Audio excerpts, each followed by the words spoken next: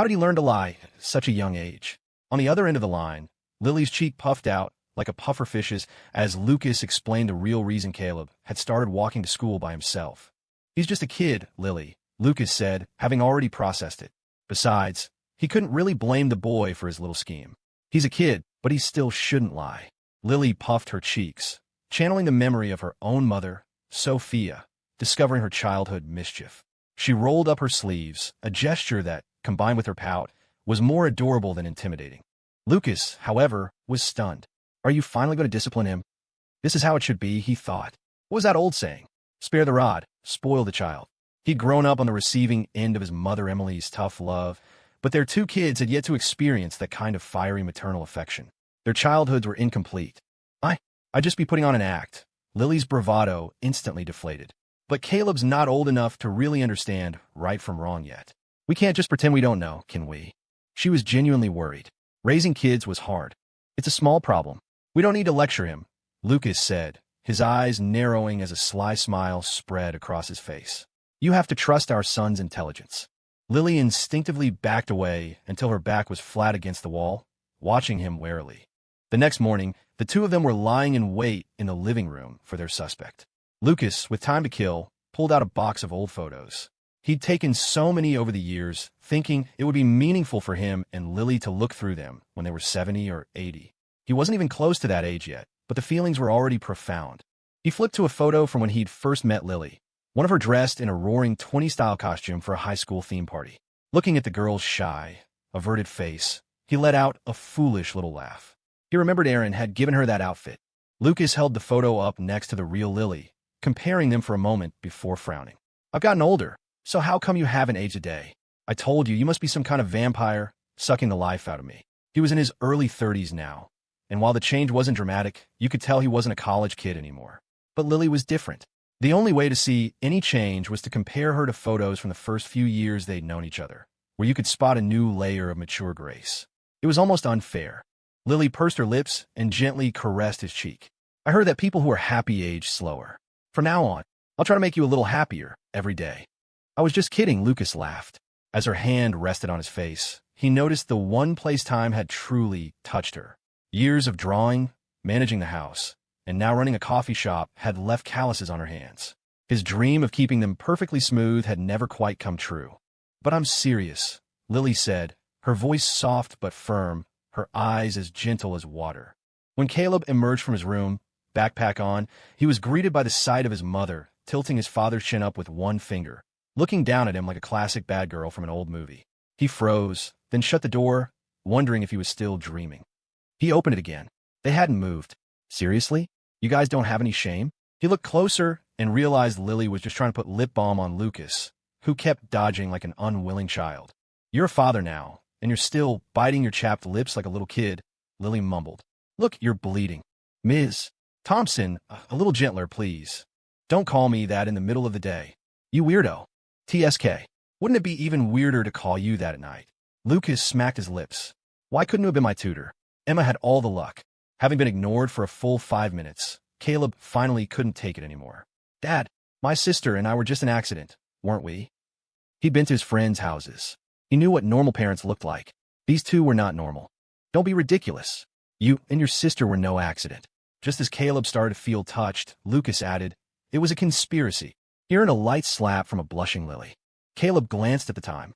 He was up a bit early, and it seemed his dad wanted to talk, so he sat on the floor in front of the couch. What are you doing? He asked, watching his dad suddenly place a potted bonsai on the coffee table and pull out a large pair of shears from a drawer. This bonsai is just like a child.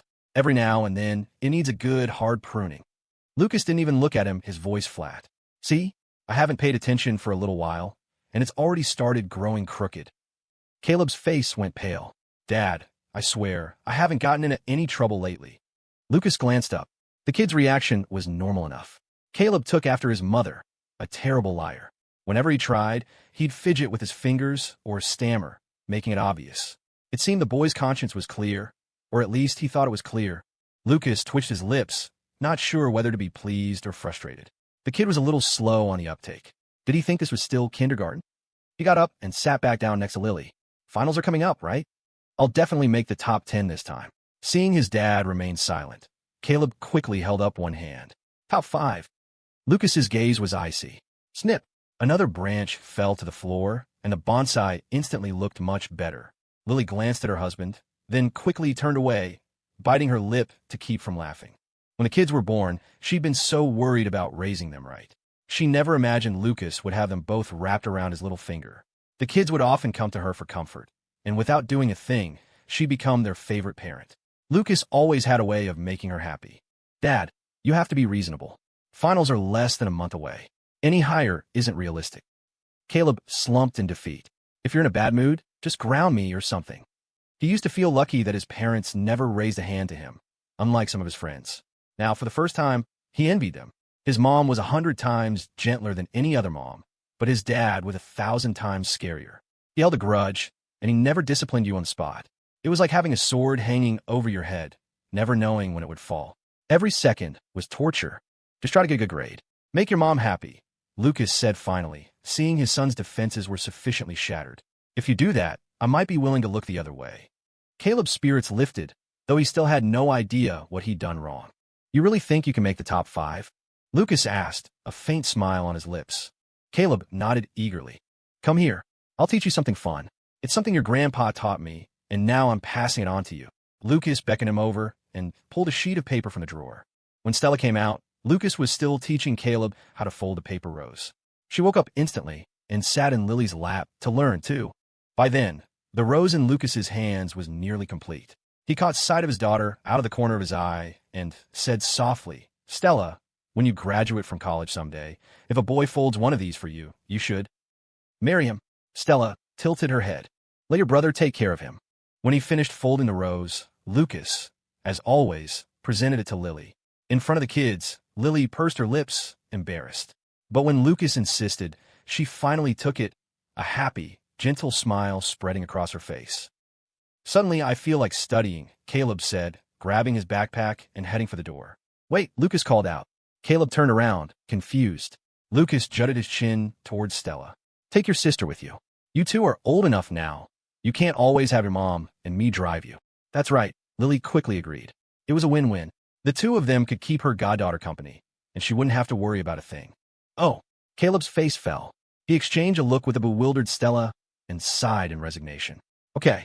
Once the kids were gone, Lucas carried the newly pruned bonsai back to the balcony, setting it next to Dottie, who was sunning herself with her eyes squinted shut.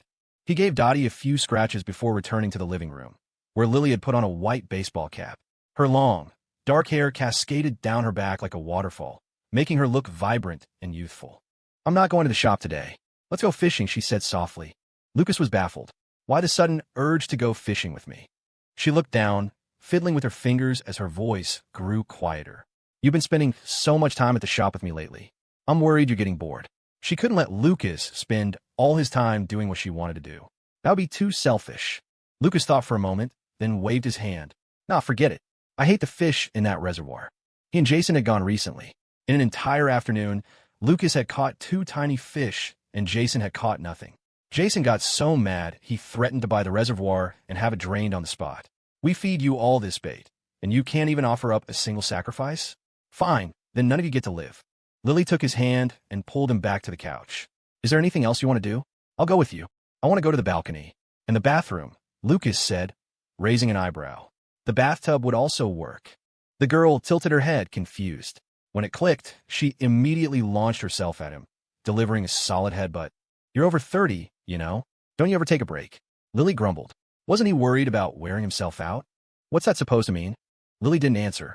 She just silently sprinkled the contents of a vitamin packet into a glass of water on the coffee table, then turned to look at him, quiet and obedient. How was that any different from questioning his stamina? Lucas was furious. He pushed her down onto the couch, ready to prove his vigor.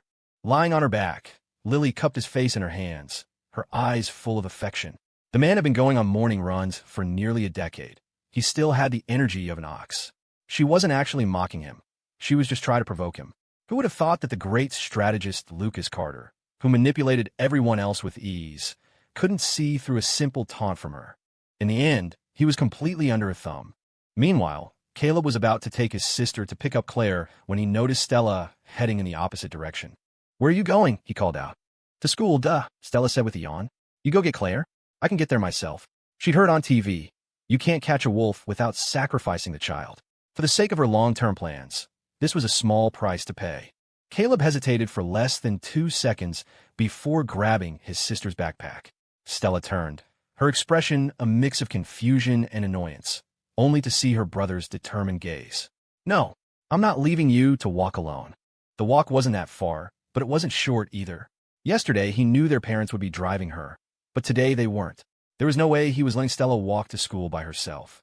When they arrived at Claire's house, she was already waiting with 2 breakfast burritos in hand. She stood stoically by the road, her long hair blowing gently in the breeze, though the wind couldn't touch her icy demeanor. She handed one to Caleb, and seeing Stella, gave her own away as well. Aren't you eating? Stella asked, tilting her head. Claire heard her own stomach rumble, but shook her head. I ate at home. You don't seem happy, Claire. My mom got me a private piano tutor. Now I have advanced math on Saturdays and piano and dance on Sundays. The 3 of them walked along the street as Claire let out a soft sigh. I can't hang out with you guys on weekends anymore. Probably not during summer break, either. What? Stella's mouth fell open in shock. Seeing Stella's incredulous expression, Claire gave a bitter smile. She wasn't as smart as Stella, and maybe not even as smart as Caleb. The fact that she and Stella took turns getting the top grades was the result of her working herself to the bone. As far as she knew, those 2 never even looked at a book after finishing their homework and had never been to a single tutoring session. I'll give you my allowance. You should run away from home. Stella blurted out. If you scare them, maybe they'll stop making you take extra classes. Claire's eyes lit up for a second before dimming again. She looked down. Forget it. They'd worry if I ran away, and they might even fight about it. Her dad had been trying so hard to make time for her and her mom these past few years, often staying up to watch TV with her with dark circles under his eyes, sometimes dozing off mid-show. Now that her parents had finally stopped arguing about work, she didn't want them fighting over how to raise her. Once they got to school, Claire didn't complain about her lessons again. She was used to it, used to being the mature one. She had barely sat down when a boy with glasses enthusiastically slid up to her. Did you figure out the last problem on yesterday's math test? If you didn't, I can teach. Go away, Claire said coldly, her eyes still fixed on Caleb. Oh, in her line of sight, the brother and sister were whispering to each other. Bro, do you ever feel like running away from home? It's almost summer break. Do you feel like getting double the homework from Dad? Caleb retorted. It wasn't an empty threat. Once, when they'd made their mom upset, Lucas had given them an extra packet of worksheets, with the answer key still attached. He found out later that the answer key was a fake Lucas had cooked up. The fill-in-the-blanks and long-form answers were all correct, but he'd secretly changed a few of the multiple-choice answers, setting a trap. And then, there was no and then. That's why he sometimes wished his dad would just ground him. Otherwise, he never knew what kind of psychological torture was coming next. Stella went quiet. She decided it was best to abandon the idea of helping Claire run away. She didn't want to see her mom sad. And more importantly, if her mom was sad, her dad would make them pay. And he wouldn't even have to do it himself. Just calling their aunt was terrifying enough. The perfect proxy attack. But what if Claire is sad all the time? She asked. Caleb shook his head. He didn't have an answer for that, either. He was about to ponder how to cheer her up when he remembered his promise to his dad to get into the top 5. Caleb suddenly felt burdened by troubles far beyond his years. Time flowed on. The boyishness on Leo Jenkins's face had been completely washed away, a far cry from the kid who used to shout, initiating epic gamer mode. He was on the doorstep of his 30s now, and while still an introvert, he wouldn't be caught dead shouting slogans in public. One day, he finally worked up the nerve to approach Lily. Boss, you're so close with Aaron. Can you give me some advice? He asked, scratching the back of his head. Lucas, sitting nearby organizing spreadsheets, looked up. You feel like it's about time? He sensed something was different about Leo. Leo considered it for a moment, then just said, I don't have much confidence, but I can't wait any longer. He was 33 this year, and Aaron was 32. There were still so many places he wanted to see with her. If he waited any longer, they'd both be old. Lily stroked her chin thoughtfully for a moment before saying seriously, why don't you? Ask her out to dinner. And then, Lily tilted her head as if Leo had asked the stupidest question imaginable. And then you tell her how you feel, obviously. What is wrong with this guy? He doesn't seem very bright. Lucas's jaw nearly hit the floor. He glanced at Leo, who looked even more shocked than he was. You two are really something. One of you actually asked, and the other one actually answered. And also, Lily, was that thoughtful pose for real? You thought for that long just to come up with that. Lucas had a million sarcastic comments ready to go, but didn't know where to start. After a moment of silence, Lucas sighed. I managed to win over a girl this beautiful, and you didn't even think to ask me first.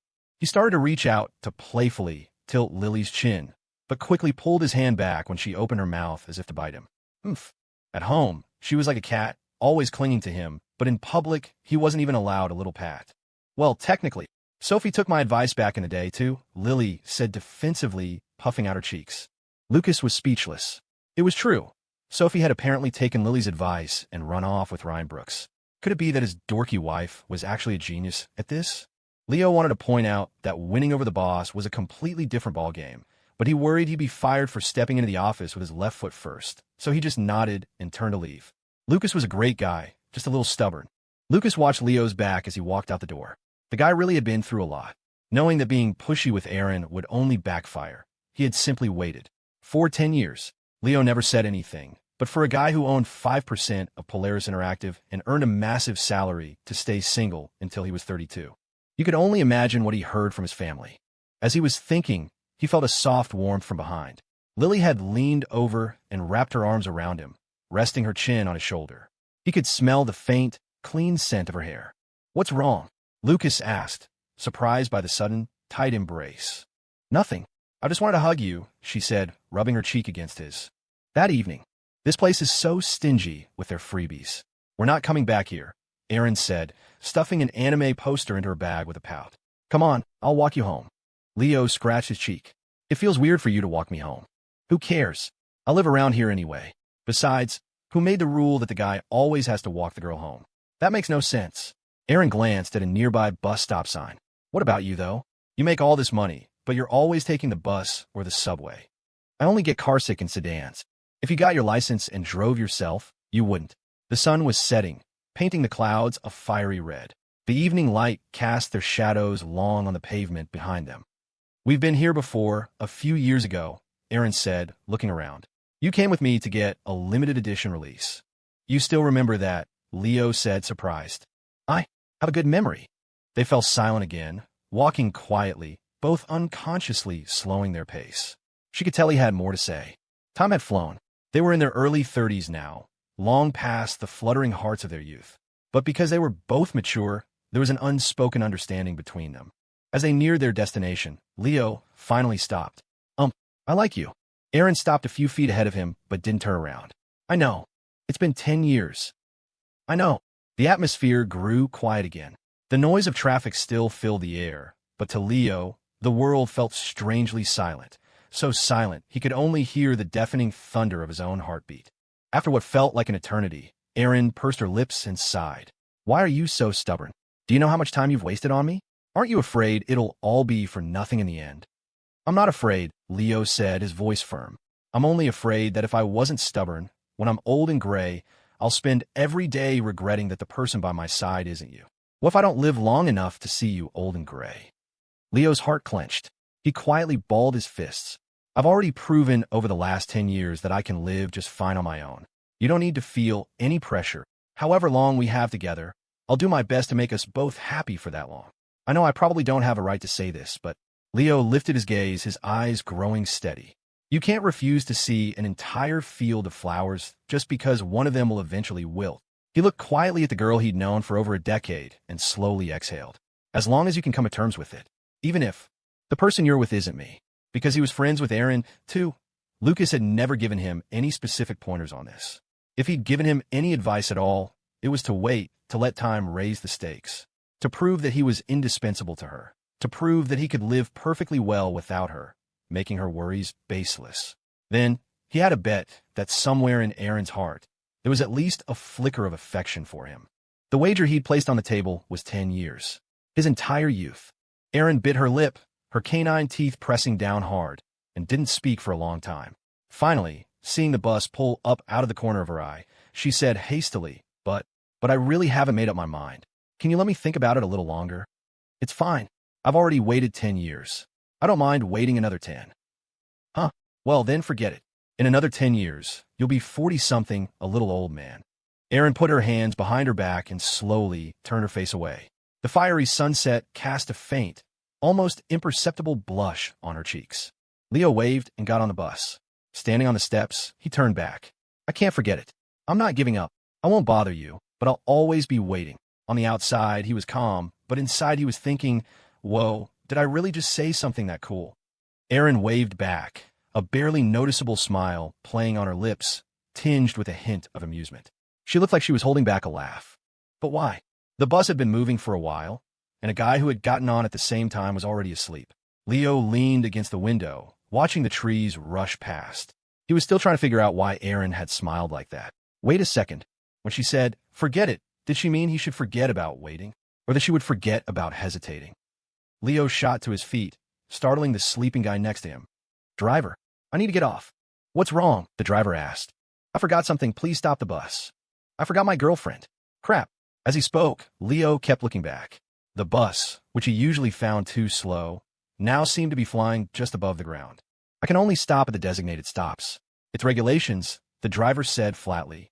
My stomach hurts. The driver ignored him. 1 second he'd forgotten something, the next his stomach hurt. Only a fool would believe him. He saw people like this all the time. He'd even seen people on planes demand to open a window. He'd once had to break up a fight over a seat. You just had to respect the diversity of the species. Leo gritted his teeth. No one on this bus knows me anyway. He yelled, I can't hold it. I'll pay for the car wash later. The onlookers who had gathered around him scattered. The bus finally pulled over. And then everyone watched as the man who claimed he couldn't hold it a second ago started sprinting back the way they came, disappearing into the distance in the blink of an eye. He didn't look like he was rushing to a bathroom. He looked like he was rushing to his own reincarnation. Wait a minute, there isn't a pressure cooker on this bus, is there? After running for what felt like an eternity, he finally saw a familiar figure at the bus stop. When Erin saw him, she quickly shoved the phone she'd been using to record into her pocket, trying to suppress a smile. Why'd you come back? She asked, feigning curiosity. Leo had a million things to say, but his lungs were on fire, hurting too much to get a single word out. He could only bend over, hands on his knees, gasping for breath. A few seconds later, he forced himself to stand up straight, his voice hoarse. Did I misunderstand something just now? Who knows? Erin said non-committally, her hands behind her back, a small smile revealing her cute canine teeth. Stop messing with me. Leo had never been so embarrassed in his life. Thankfully, in his moment of panic, it was his 10 years younger self who had answered his prayers. Otherwise, he never would have been able to say something so mortifying. Erin reached out and poked his forehead. Why else do you think I'm still here waiting for you? At her words, Leo's breath and heart both stopped for a moment. He pushed himself upright, and he and the girl in front of him looked at each other and smiled. If I had confessed a few years earlier, would you still have said yes? Leo asked as they walked side by side down the street. Erin shook her head with a wry smile. If I hadn't realized you were genuinely stupid enough to not marry anyone but me, I probably wouldn't have said yes today either. Leo glanced at her. Though her words were teasing, the corners of her mouth were turned up in a smile. It turned out he was pretty smart after all. He didn't know when Erin had started to like him, but he knew his gamble had paid off. Those 4,000 days and nights had not been in vain. The snide remarks from relatives, the strange looks from others. He had endured it all. Just then, Erin turned her head, her eyes meeting his before quickly looking away. You're 32 this year, right? Yep, 1 year older than you. When we first met, you hadn't even graduated from college yet. Erin let out a long breath and gave him a light pat on the arm. You wasted your whole youth on me. Why were you so determined to bark up this one crooked tree? What's the big deal? Lucas is a year older than me, and he still acts like he's in his early 20s. Leo grinned and held out his right hand. I feel like my youth is just beginning. Erin froze for a second, blinked away the moisture in her eyes, and gently placed her hand in his. Maybe mine is too. Feeling their hands truly clasped together, Leo took a few quiet, deep breaths. It was pathetic for a man in his 30s to admit, but he was incredibly nervous. It felt like a dream. You know, my godson had a little girl from the neighborhood holding his hand back in kindergarten, Erin said, holding up 3 fingers and waggling them in front of him. She couldn't help but laugh. That little stinker is nearly 30 years ahead of us. Leo's mouth twitched. Don't say that. You're going to make me tilt. How could he possibly compete with that? You had to consider whose son he was. That night, Lucas liked the photo of the new couple on his Facebook timeline, then looked up at the 2 little troublemakers in his own house. Since finishing their exams, the 2 of them had been hiding and whispering, and he knew they were up to something. Sure enough, it wasn't long before Stella dragged her brother over. Dad, where's Mom? She asked softly. Lucas. He never thought the day would come when he'd be on the receiving end of that line. He never realized how heartbreaking that standard phrase could be. He suddenly felt a pang of sympathy for his own father, Robert. What goes around comes around. Lucas frowned. Is there something you can only tell your mom? Can't you tell me? The siblings shook their heads in unison. You got into trouble again, didn't you? Lucas said, his expression one of someone who sees all. No, Stella immediately protested. Lucas didn't believe her for a second, but he gestured toward the art studio with his chin. Your mom's painting. Don't bother her right now. That woman truly couldn't sit still. She had boundless energy, even with a husband and kids who were expert-level slackers. In the industrious Carter household, she was like a lotus blooming from the mud. A whole family of lazy bums, and they still couldn't corrupt her. A little later, when Lucas wasn't looking, the two of them slipped into the studio. What is it? Lily stopped painting and looked up at her children. Being interrupted at a crucial moment was like having a classmate drag you to the bathroom right when you finally had an idea for a tough problem. But her voice was as gentle as ever. Nothing, we just wanted to see you. Stella walked up behind Lily and stood on her tiptoes. You worked so hard, Mom. Let me give you a shoulder rub. She shot her brother a fierce look. Caleb, go get Mom some water. Huh. Caleb snapped out his daze. Oh, right, okay. Watching her daughter's earnest efforts and seeing the freshly filled glass of water on the table, Lily's eyes grew misty. Lucas was always calling them little monsters, but they were clearly little angels. Caleb and Stella each took a shoulder. Seeing Lily's moved expression, Stella let out a sigh of relief. Mom was so much easier to fool. Mom, can you come to the parent-teacher conference this time? She asked after a while, judging the moment to be right. Lily froze. Mom, please. Stella signaled for her brother to start pleading with their mom's other arm. Her voice turned plaintive. Everyone else's mom goes with them. We want our mom to come, too. Lily was a sucker for this. If these two sweet kids needed her, she'd jump off a cliff for them. At dinner, Lucas noticed Caleb and Stella enthusiastically eating carrots, a vegetable they usually refuse to touch. He smacked his lips. Something was definitely off. He had no idea what trouble they'd gotten into this time.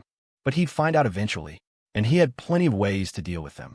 He looked up and saw Lily staring at her phone, her lips moving silently, as if she were memorizing something. What are you reciting? He asked. Stella said the teacher might ask me to speak on stage. I'm preparing what to say in advance, so I don't freeze up from nerves. Lucas rested his chin on his hand, watching her with amusement. So you're going this time? When it came to social anxiety, she hadn't changed one bit in over a decade. He had attended every single parent-teacher conference since the kids started elementary school. MHM. Lily nodded, full of determination. Leave it to me. I'm their mother, after all. Lucas chuckled to himself. Hilarious. The kids are suddenly begging you to go to their conference. It's obviously a trap, and you're thrilled about it. As her husband, seeing her about to walk right into a pit, he had to, All right, you go then, he said with a smile 2 seconds later. Stella Carter had long ago decided one thing for certain. Her mom was the gentlest person in the world. She had endless patience for them, always spoke in a soft, quiet voice, and had never, ever lost her temper. That was why she had begged Lily to come to this parent-teacher conference. It was her only chance of survival. On the day of the conference, walking to the school, Stella suddenly asked, Mom, why have I never been in any after-school classes? Claire Miller had been busy since she was little, and lately, she hadn't even had time to play with them. But Stella's holidays were spent doing nothing but homework. Because you never said you wanted to learn anything, Lily replied, thinking Stella was complaining. What do you want to learn? I'll sign you up right now. I don't want to learn anything. Stella waved her hands frantically. She'd rather die than have a schedule like Claire's. Lily gently tapped Stella's forehead with her finger and smiled. Lazy, just like your dad. I want to learn how to draw. Caleb, walking ahead, suddenly turned around. I can teach you, okay? MHM. You want to be an artist when you grow up, Caleb? Lily asked curiously. If he wanted to do illustration, she was more than capable of teaching her son. In fact, she was confident that she was better than most. But if he was talking about fine arts like watercolor or oil painting, she wouldn't be much help. When I grow up, I want to... Caleb trailed off, scratching his cheek, too embarrassed to say. Stella looked at her brother hemming and hawing and, as if she'd seen through everything, lifted her chin and let out a small huff. To accommodate both parents and students, the teacher had booked a lecture hall. Before long, it was packed. Curious, Caleb craned his neck to look around. Just like last time, most of his classmates were with their mothers. Only a handful were with their fathers or grandparents. His mom was definitely the prettiest one there. She looked like she belonged to a completely different generation. Although, she was also more nervous than the students who had failed their exams. He glanced over at Claire's section and saw that she was looking their way, too. Their eyes met, and Claire held his gaze for a moment with a calm expression before turning to face the front. Then he saw his godmother, Vanessa, looking at him with an amused smile. Caleb shivered for no reason and quickly looked away. Vanessa, what's with that kid? Is my smile really that scary? Noticing Vanessa's gaze, Lily gave her a small wave in greeting. She took a couple of deep breaths and looked toward the stage. The homeroom teacher was a woman in her 30s or 40s, dressed in a black suit with square-rimmed glasses, looking rather stern. After a few brief remarks, some so-called expert came on stage to give a speech, going on and on about how hard parents work. It seemed to be some kind of gratitude-building exercise, and they even had to write letters to their parents while listening. Lily listened, completely baffled, her eyes glazing over.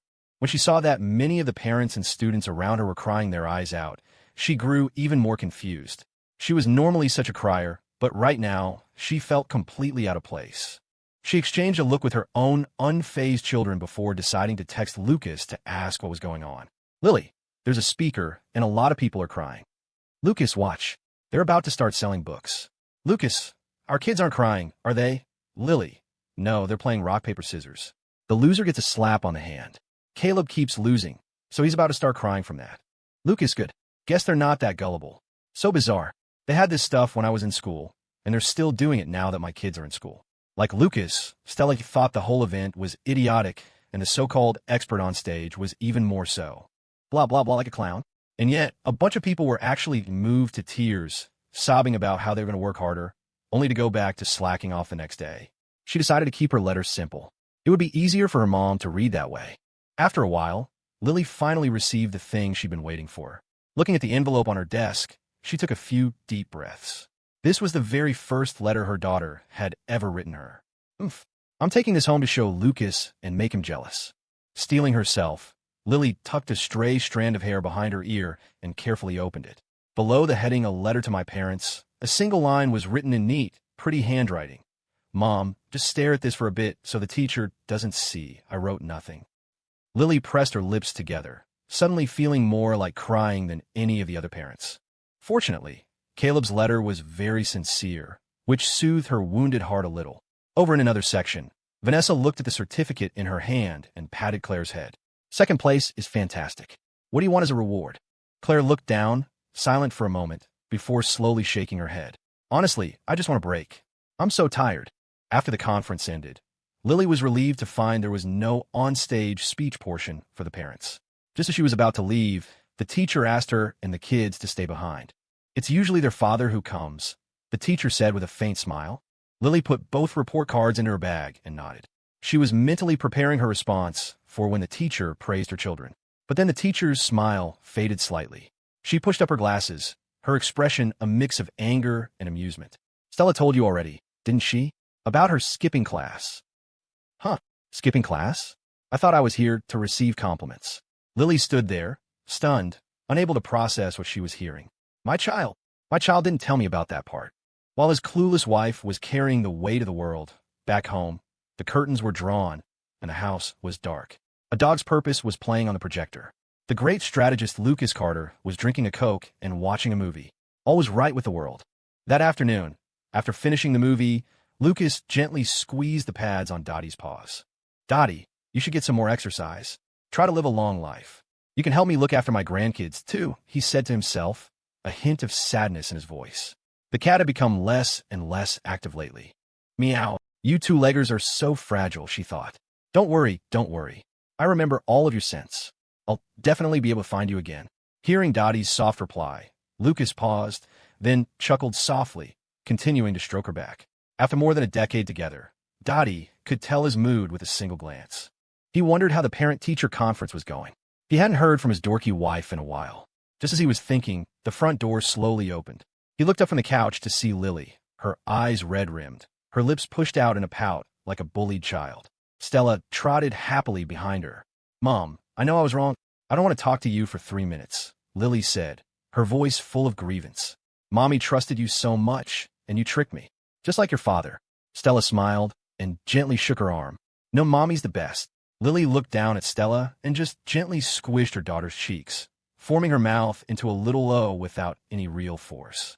Even in her 30s, she still hadn't learned how to be truly angry. Then she hurried over to the couch and threw herself into Lucas's arms. "What's wrong?" Lucas asked, patting her back. "Weren't you going to get awards and praise?" "I did get the awards. Stella got first place, and Caleb got fourth." Lily's voice was shaky, as if she were about to cry. "But I was all ready to hear the teacher praise them, and then she told me that Caleb and Stella skipped class." Lucas was taken aback for a second, then quickly comforted her. "Hey, she got first place, right? Skipping one class isn't the end of the world. When I was a kid, I used to shake the thermometer upside down to pretend I had a fever. I'm not finished." Lily sniffled, saying more in one breath than she had in 30 years. During math class, the math teacher had an emergency, so she told Stella to go get the English or literature teacher to cover. And the teacher said that if both of them were busy, Stella should just proctor a study hall and hand out some busy work. And do you know what your daughter did? She didn't even ask them. She went and got the gym teacher and took the entire class outside for PE. And they would have gotten away with it if they'd known that the math teacher and the gym teacher are married. Because Stella had pulled off a major stunt at school, with Caleb as her loyal accomplice. The siblings were rewarded with the most homework-filled summer of their lives. A few days later, one evening, Stella, having just woken up from a nap, emerged from her room and slipped into her brother's. Caleb was tearing his hair out over a stack of worksheets. He shot her an annoyed look when she came in, then buried his head back in his work. "Where are Mom and Dad?" Stella whispered. "Mom went to see a movie with Dad," Caleb said without looking up. "Because you messed up, it didn't take us this time." Stella took a deep breath. "I suddenly can't wait for school to start again." Her mom had stopped being mad at her that same night. It was obvious that her parents just didn't want to bring two third wheels along. "Me too," Stella said, sitting on the edge of the bed. Her voice dropped to a demonic whisper.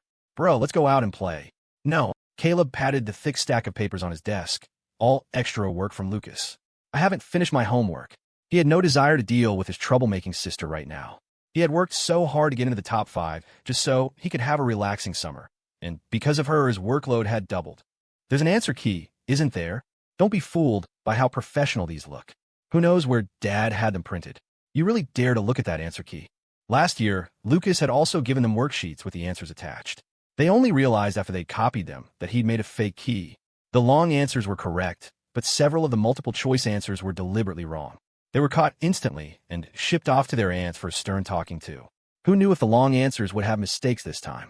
"I'm the answer key," Stella said casually, unwrapping a lollipop and popping it into her mouth. "I'll finish mine, and then you can copy it."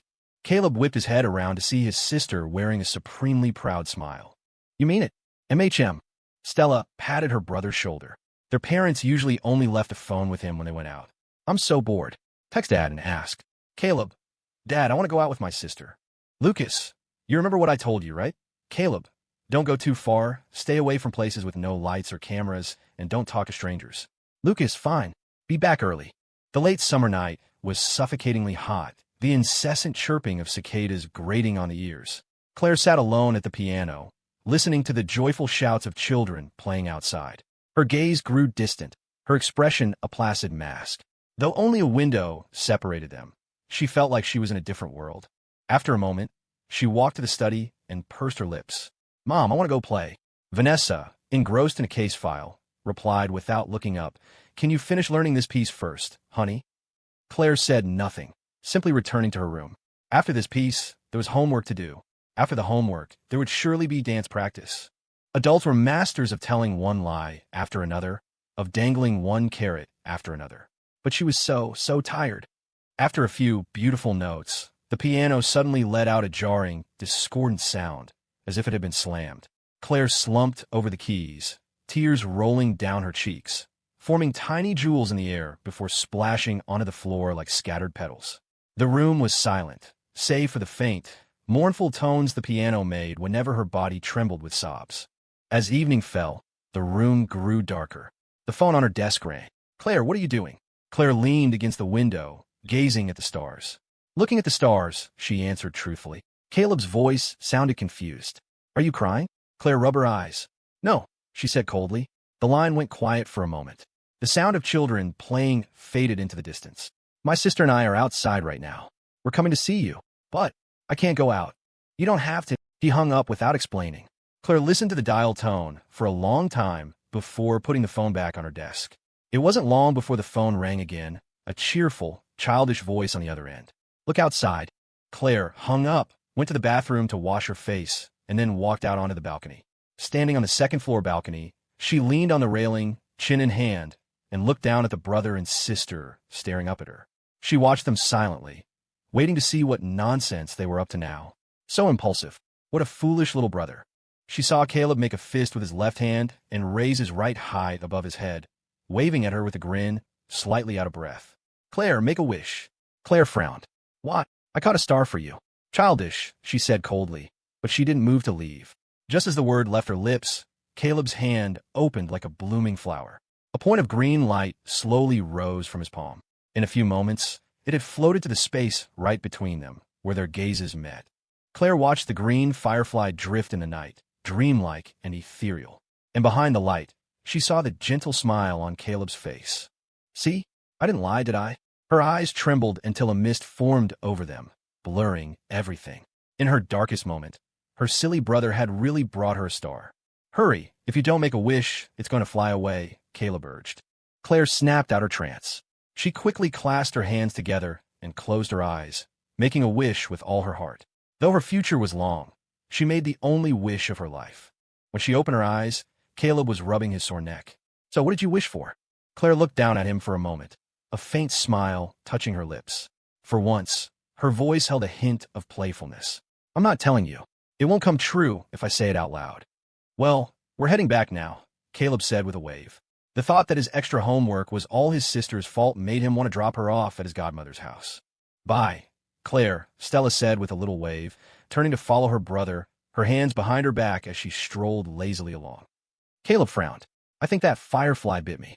It kind of hurt, and it smelled weird. Want to go catch another one?" "I think Mom would like it," Stella said softly. "I said it bit me." "I know. I'm asking if you want to catch another one." Caleb, his face fell as he gave up, trying to explain. "Fine, let's catch another one." Watching the two of them walk away, Claire felt fresh tears stream down her face, but this time, she was smiling. The wish she had just made was incredibly important to her, so she wouldn't entrust it entirely to something as vague as a wish, nor would she beg any so-called gods for help. This wish, she would make it come true herself. Caleb spent the entire summer learning to draw from Lily. When Lucas wasn't at the office, he and Stella would spend their days watching movies at home. Not spending the summer in an air-conditioned room, eating watermelon, and watching movies is a waste of life, was his official stance. The two lazy fish of the family were constantly sprawled on the couch like useless lumps, a stark contrast to the mother and son diligently studying art nearby. One early morning, Lucas had just started piloting gypsy danger in his dreams when he was shaken awake by Lily. He opened his eyes to see her looking at him anxiously, her eyes moist. "What's wrong?" he asked, sitting up instantly, wide awake in less than a second. Lily pressed her lips together. "Dottie's gone." Lucas shook his head hard, wondering if he was still dreaming. How could that be? Dottie had never wandered off in all these years. She was a homebody, just like him. When they first brought her home, she walked around so cautiously, afraid of breaking anything. The cat was incredibly well-behaved. Why would she make them worry? Is she hiding somewhere? Have you checked under the bed, in the closets, all the nooks and crannies? Lucas asked groggily, then realized what a stupid question it was. Lily wouldn't have woken him up if she hadn't already turned the house upside down. Sure enough, the girl nodded, the shimmer in her eyes turning into crystalline tears. He wiped her tears away and quickly got out of bed. "Don't worry, I'll go look for her outside." In the living room, the two kids were lying on the floor, shining a flashlight into the narrow gap under the couch. They had clearly been searching for a while, too. Now fully awake, Lucas felt a knot of anxiety tighten in his chest. "Let's go look outside," he said softly. After tearing the house apart and confirming that every window was shut tight, the family of four had no choice but to head out. Lucas sighed internally. He knew he shouldn't have taught that cat how to open doors. Hours later, the sun was high in the sky, its glare making it hard to keep their eyes open. Lucas wiped the sweat from his forehead and stopped by the waterfront, trying to remember all the places he'd taken Dottie on their walks. The security footage showed the cat had indeed slipped out of the complex on her own last night, but they had searched the entire surrounding area. Lily had even wanted to check the trash cans until he pulled her away. "Can Dottie swim?" Stella asked, walking up beside him and staring at the calm surface of Puget Sound. "First of all, she would never jump in," Lucas said with a sigh. "You and your brother didn't do anything to upset her, did you?" He couldn't understand why Dottie would run away. "No, Dottie just came to play yesterday while I was doing my homework, so I didn't pay much attention to her, Stella said thoughtfully. But I did sneak her a cat treat. Dottie was very forgiving and would never get upset over something like that. She had seemed perfectly happy at the time. This couldn't be her fault. The thought that Dottie, who had been curled up on her desk just yesterday, was now gone, made Stella's eyes well up.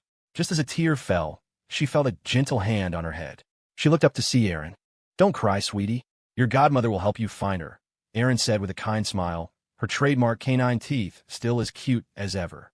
Snapping out of his daze, Lucas looked over and saw Aaron and Leo. "Weren't you two supposed to be on a trip? It's not a big deal. We can change the tickets," Leo said with a wave of his hand. "We could post in the company group chat. Ask everyone to help look. Besides the people who are actually our friends, who knows if they'd be taking paid time off to look for a cat, or just taking paid time off?" Good point. And so, the small group searched tirelessly for the entire day. They found nothing. As night fell and the city lights began to glow, Lily sat on the couch, softly comforting her two children. Lucas watched her, holding back her own tears to soothe theirs, and a strange smile touched his lips. How could she be so endearing? "Worst case scenario, we just spend some money," he said, reaching for his phone on the coffee table. "If we can't find her, it just means we haven't spent enough. What if we check the place we used to live?" Lily suddenly suggested. Her voice was small, almost a whisper. Lucas's hand froze midair. He looked at her, a bit lost. The place we used to live. The phrase felt so distant that it took him a second to understand. "You mean the old rental apartment?" Lily gave a nearly imperceptible nod. He was about to say it was pointless, but swallowed the words. If she wanted to go, that was reason enough. Lily let out a soft "hm," as if she knew what he'd been about to say. Her voice was thick with tears. "I know it's impossible. I just want to go back to the place where we found Dottie and take a look. Then let's go. Don't cry." A short while later, the car pulled up in front of the old apartment complex. As soon as they got out, a wave of heat and the cacophony of insects and cicadas hit them. Lucas looked at the familiar yet strange buildings, feeling a sense of dislocation. Perhaps because it was already old, the place seemed unchanged by the years. The sound of the insects were familiar, too. For years, he had fallen asleep to this sound, holding Lily in his arms. "Did you and Dad used to live here?" Caleb asked quietly. Lily gently stroked his head. "Yes, this is where your dad and I found Dottie. We had just started dating back then." Returning to this place, memories flooded her mind, and after a day of sadness, a faint smile finally appeared. Back then, Lucas was always swearing on his honor as a gentleman, trying to coax her into taking naps here. And then, their children were this big. It was only then that Lucas realized the kids had only ever known the new house. He chuckled. "This is where I tricked. Ahem, persuaded your mother into marrying me. Umph, pervert." They chatted softly as they walked to the entrance of the building. "Where do we find Dottie?" "It should be over here," Lily mumbled, walking toward a patch of holly bushes. Lucas followed, his eyes scanning the area despite not holding out any hope. "Dottie's really here." Caleb, who always had sharp eyes, suddenly shouted and dashed forward. Lucas's heart leaped into his throat, and for a moment he couldn't breathe. Dottie wasn't stupid at all. She had even found her way back here. But it wasn't that far. Stella reacted quickly, bouncing over to her brother's side. "That's weird. Why would Dottie come all the way here to sleep?" "Caleb, she's sleeping so deeply just like you." Lily sensed something was wrong. She gently moved the kids aside. "Let Mommy see." Lucas stopped in his tracks, watching them quietly. A moment later, Lily slowly stood up and turned to face him, her lips pressed tighter and tighter together. The evening breeze stirred her long hair as she stood there, silent. Lucas didn't speak either, just tilted his head up slightly. "That's why you have to say this cat was lazy. When the kids were born, she had shadowed them like a bodyguard. The moment they were grown, she promptly clocked out, even finding such a hidden spot to close her eyes, as if to make sure they wouldn't find her." "Dottie, what's wrong with Dottie?" The two children, finally realizing something, walked over to him with tear-filled eyes. "She's just asleep," Lucas said softly. He walked forward and gently scooped Dottie into his arms, brushing away the leaves that had fallen on her. Dottie's eyes remained closed, her body curled into a ball, just like usual, just like the first time he had seen her in this very spot. Back then, the cat was so thin, and she had injuries. A small smile touched Lucas's lips as he stroked her back. "Were you trying not to make us sad? Or were you hoping we'd find you again? Or maybe you were hoping to see your long-lost mother one last time?" Stella wiped away a tear. "Then why is Mom crying?" Lily didn't make a sound. Her right hand clamped over her mouth as tears streamed from her eyes, pooling on the back of her hand. Lucas went to her and wrapped her in his arms, patting her back gently. "Because Dottie is going to be asleep for a very long time," he answered softly. "She's not going to wake up?" "No. Last night, I didn't play with her." Stella burst into tears. For as long as she could remember, Dottie had been by her and her brother's side. Sometimes, when she got annoyed, Dottie would move away, but she would always watch from a distance. Why? Why didn't she hug her more last night? "Everyone has to face this day eventually," Lucas said, his voice calm. "Mom and Dad too. I don't want Mom and Dad to be like Dottie. I don't want this either." Caleb rubbed his eyes, suddenly afraid. It was the first time he had ever truly conceptualized something as abstract as death. "Then you should cherish your time and every person around you," Lucas said, looking down at him intently. "When a person realizes they will die, their life has only just begun." After a long while, the family, who were now just visitors, quietly left.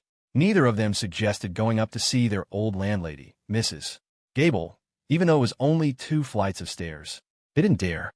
At the entrance to the complex, Lucas looked back at the lit window and chose to believe that she was living out her golden years in peace. Late that night, Lily emerged from her daughter's room, tiptoeing as she closed the door.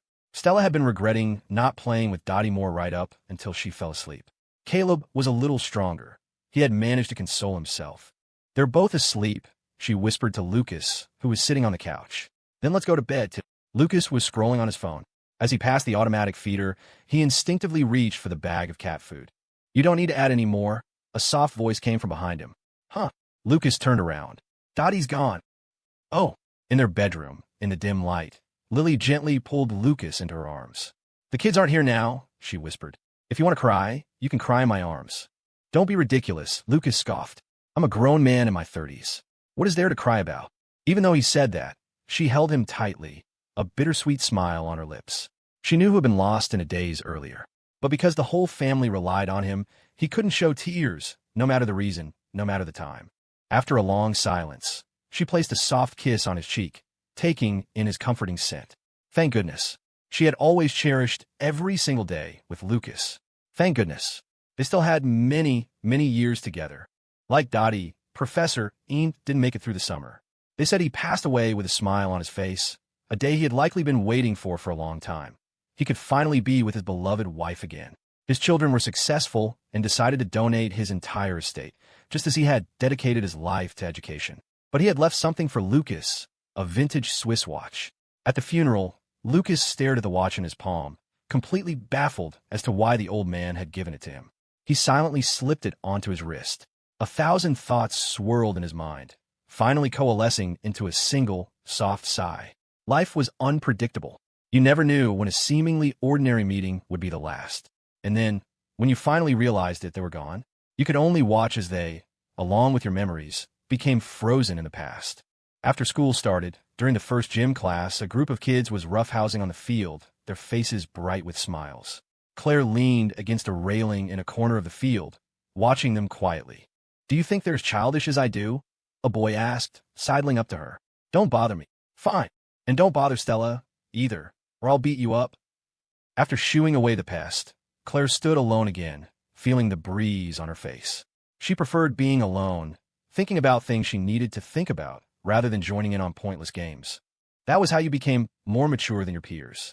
Unless, she looked up at the brother and sister who had just walked up to her. Strangely, Caleb looked very serious today. "Claire." His somber mood caught her off guard. "Who bullied you? I'll go beat them up."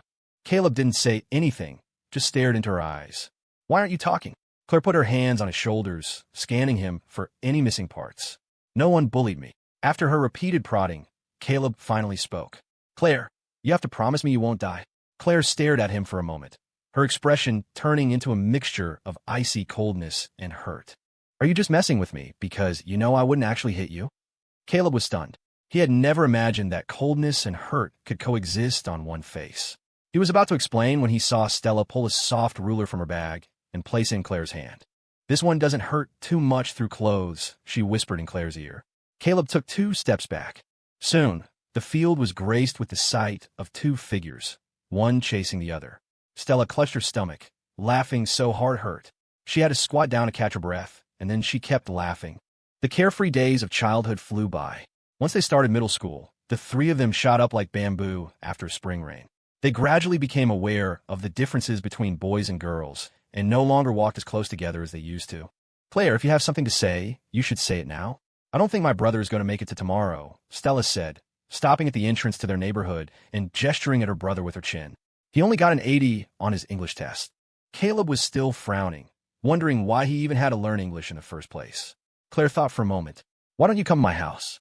You can come back after your parents have cooled down. Go to your house. If I go to your house, I'll probably die an even more horrible death. Caleb grimaced. For some reason, his godfather always looked at him like he was a thief. He didn't want to go.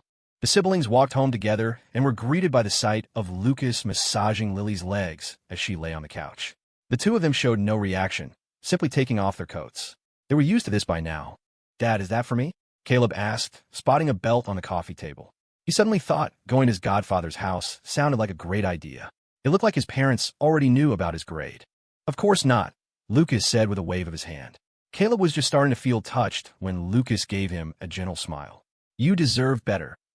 If this keeps up, my brother is definitely not getting into Lakeview High, Stella said, plopping onto the couch, immediately throwing her brother under the bus.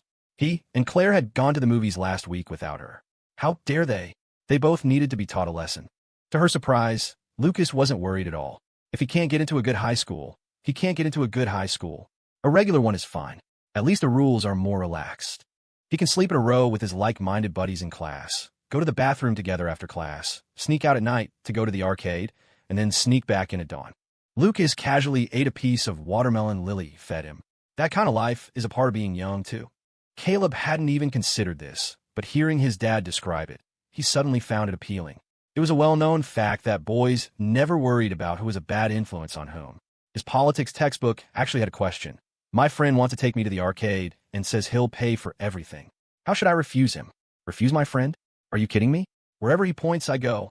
Just as he was getting lost in this fantasy, Lily suddenly cleared her throat and added gently. And then his sister is at a top high school with her desk mate, studying hard every day, helping each other with problems after class. After dinner, they go for a walk on the field to de-stress. The sky darkens, the years are quiet and peaceful. Lucas was shocked. How did his dorky wife know what he was going to say? Her response was perfectly structured, too. Was she even rhyming? He turned to look at her, and Lily was tilting her chin up slightly, a praise-me look on her face.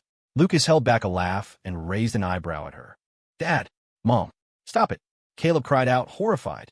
Just imagining it was enough to make him furious. It was all Dad's fault. Mom used to be different. Lucas put on a bewildered expression. What's wrong? Your education is your own business. Your mom and I support your freedom to choose. That's right, Lily nodded. Mommy supports you. I don't support me. Caleb grabbed his backpack and stormed into his room.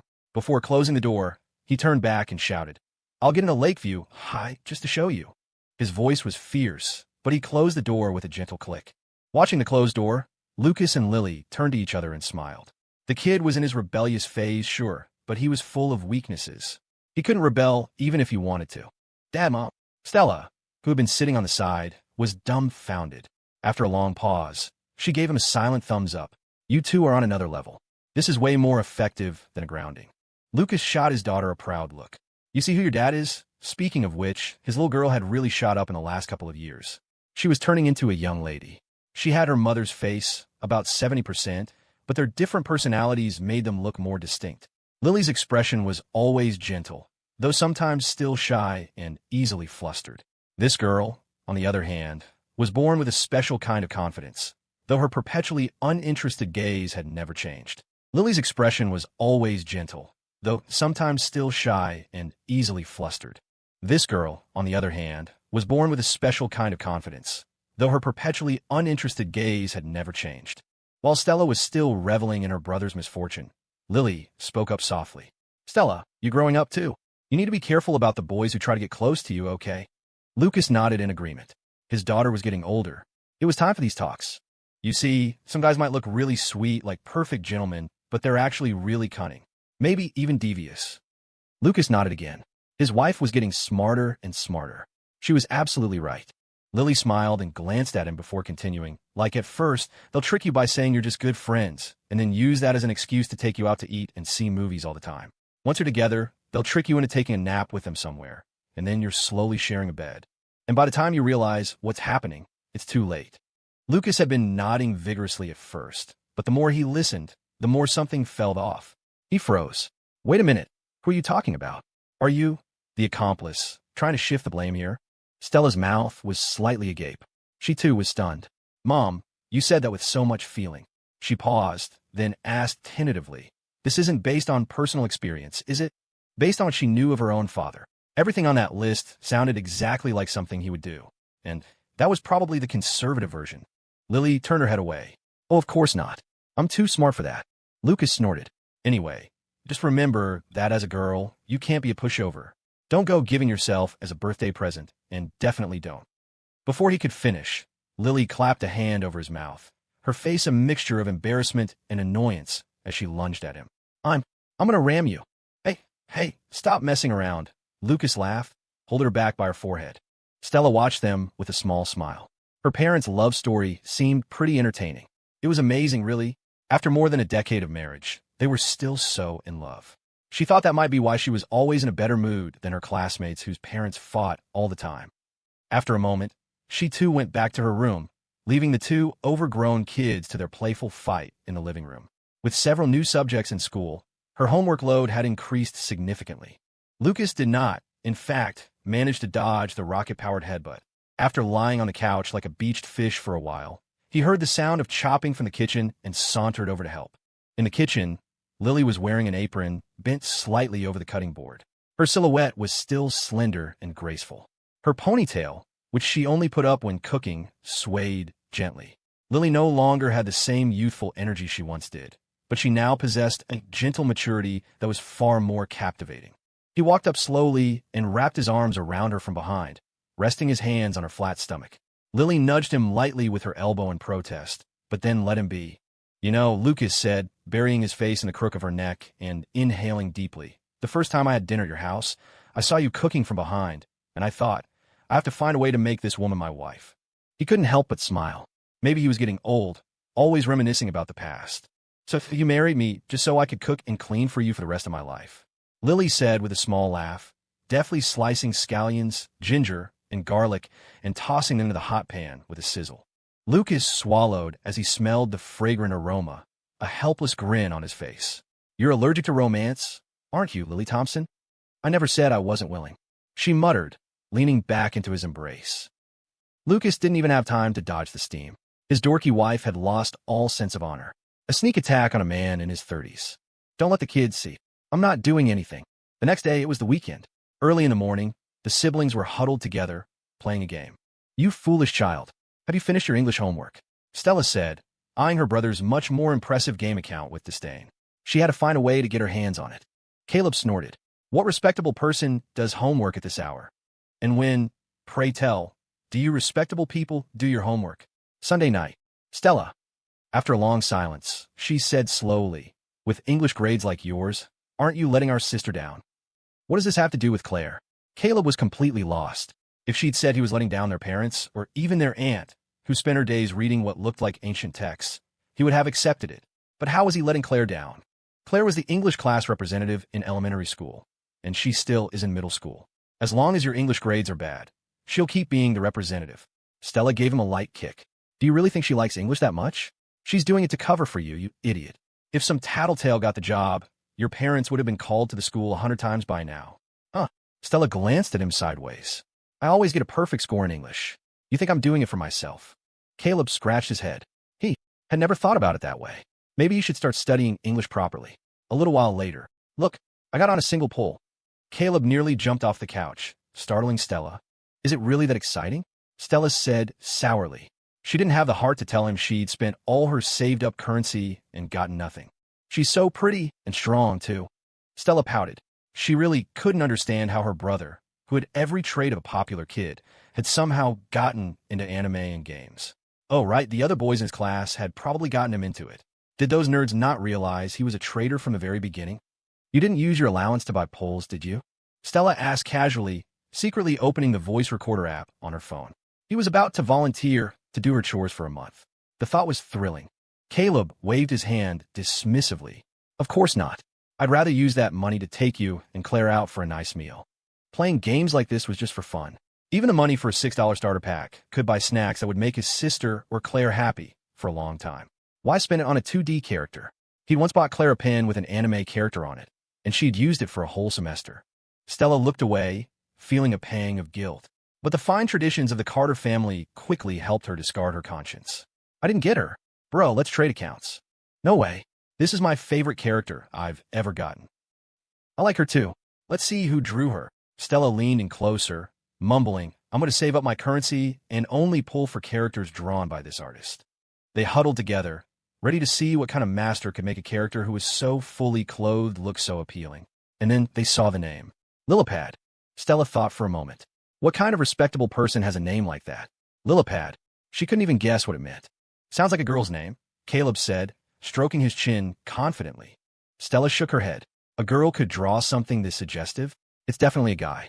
Probably a total nerd. Well, I'm a nerd, but I can't draw like that. The real nerds would kill you if they heard you say that.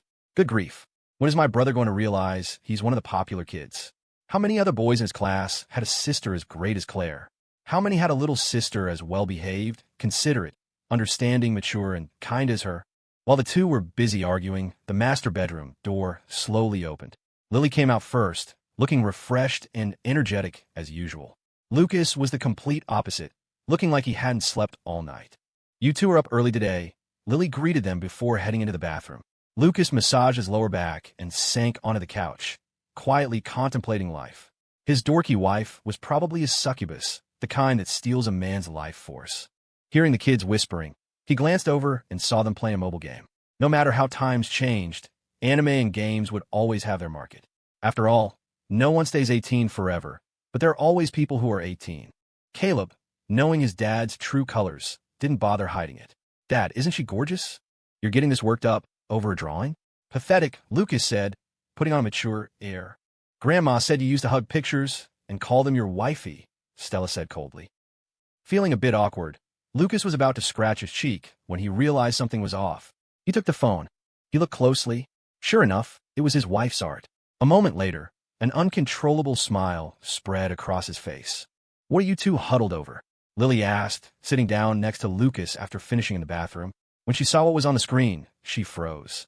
She thought she had covered her tracks so well, but she never expected this. Seeing the playful look in Lucas's eyes, Lily shot him a panicked glance. What do I do? Lucas, via telepathy. So what's it like having your kids fawn over a character you drew? Lily, also, via telepathy, shut up. They won't figure out it's me, right? Lucas, I wouldn't be so sure. After a long, silent conversation with their eyes, Lily completely gave up. She deflated like a pop balloon and slumped into Lucas's arms. The internet has a memory. Her only hope was that the kids wouldn't go searching online.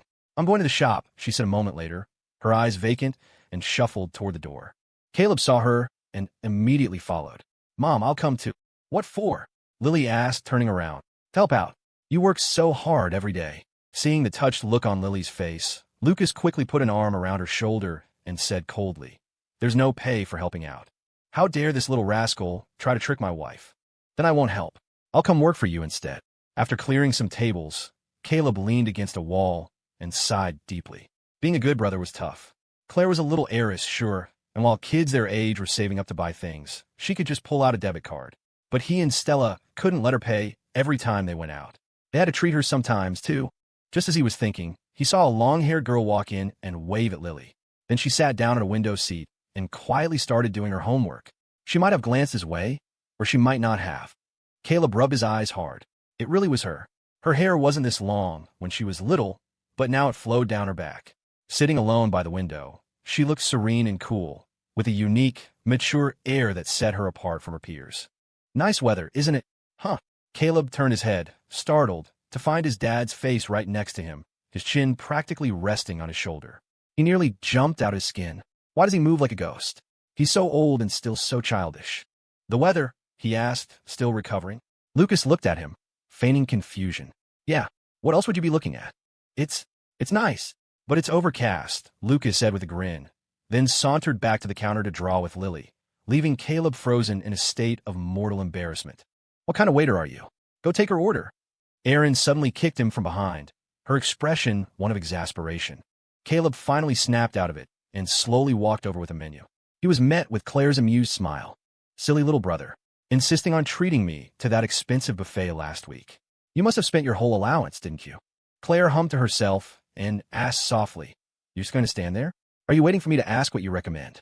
She had originally planned to ask both siblings out, but when Stella told her Caleb was working here, she had rushed over. Caleb felt a surge of awkwardness. He bowed slightly and placed a menu on the table. "What can I get for you?" "Earning some pocket money," Claire asked, resting her chin on her hand, watching him with interest. Caleb nodded. Claire glanced at his parents, who were busy at the counter, then discreetly pulled a red bill from her bag and placed it on the table. The poor boy probably didn't even have money for his own snacks. "Claire, don't. I'm not that kind of person." Claire's expression remained unchanged as she silently pulled out another bill. "You sure?"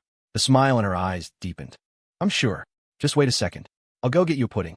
Caleb tore his eyes away from the money with great difficulty. He had only taken a few steps before he turned back. "I'll work hard and save up, and next time, I'll take you to the amusement park. You don't get to go out and have fun very often." Claire sat there, speechless. She watched him walk away before turning to look out the floor-to-ceiling window beside her. Just then, the sun broke through the clouds, and the world outside brightened. A few pedestrians strolled along the waterfront, and in the distance, an elderly couple walked a small dog. The afternoon sun fell, warm on her cheeks. "The kid has an 8-figure trust fund waiting for him, and you've got him working as a waiter for pocket money," Aaron said, glancing at Caleb as he dutifully bussed a table. A pang of sympathy hit her, and she turned back to Lucas. "Don't you think you're being a little harsh? Just give him a decent allowance." She suspected that with a mother like Lily, who was notoriously frugal, and a father who seemed to have transcended material desire, Caleb and Stella had no idea just how wealthy their family really was. The thought was kind of hilarious. Lily didn't say anything, remaining fully supportive of Lucas's educational philosophy. "Isn't all the money I've made going to be theirs eventually anyway?" Lucas countered. "Then stop being so cheap with my godson. The boy's got to woo his own girl someday, doesn't he? He'll need some capital for that. But he needs to learn to control his desires first," Lucas said, watching his son's energetic hustle. "I'll give him what he's capable of handling. Otherwise, any money he gets by luck, he'll lose by incompetence." If he let Caleb become some trust fund brat who thought money could solve everything, it wouldn't be long before he got into serious trouble. The old saying about wealth not lasting 3 generations was usually a problem of education. After a while, Caleb's shift ended.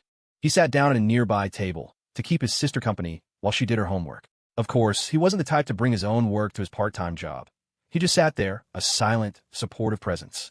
Lucas glanced up for a moment before returning his attention to the woman beside him. He sat quietly while Lily painted, a comforting ritual they had repeated thousands of times over the years without ever growing tired of it. After more than a decade of practice, her illustrations and oil paintings had reached a breathtaking level of skill, and her reputation had grown accordingly. He'd even heard one of the art institutes was using her work as case studies in their curriculum. Erin, on the other hand, spent the afternoon with her head down, but her eyes kept darting toward her godson like a thief in the night. The boy seemed to have inherited his mother's slight obliviousness. "I feel so bad for Claire," she murmured, watching Jason's daughter diligently working on her homework, even on a day out. Kindergarten had been one thing, but ever since she started elementary school, Erin had never seen the girl truly relax. Honestly, if she were as close to Jason and Vanessa as she was to Lucas and Lily, she'd have staged an intervention. Kids who were mature beyond their years were almost always exhausted. She worried Claire might be internalizing all that pressure. She sighed.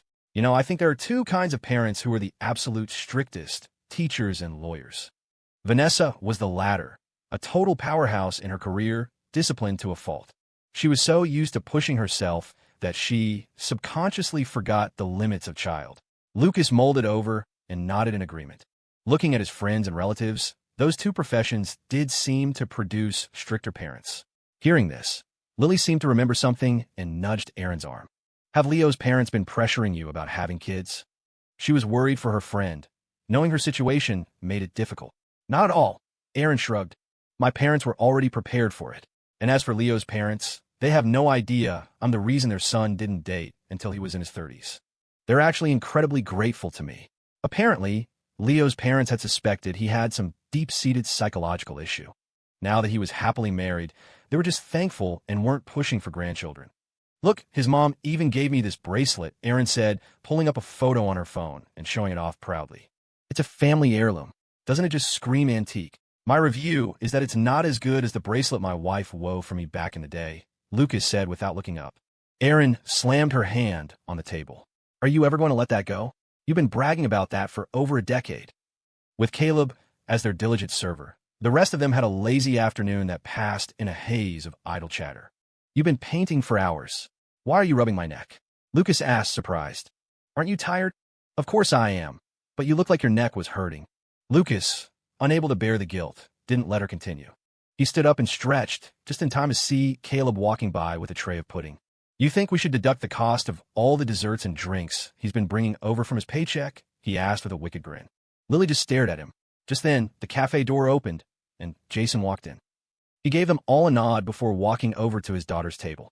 What are you doing here? Claire asked, looking up. Your mom sent me to pick you up. Claire didn't respond, just lowered her eyes and quietly packed her school bag.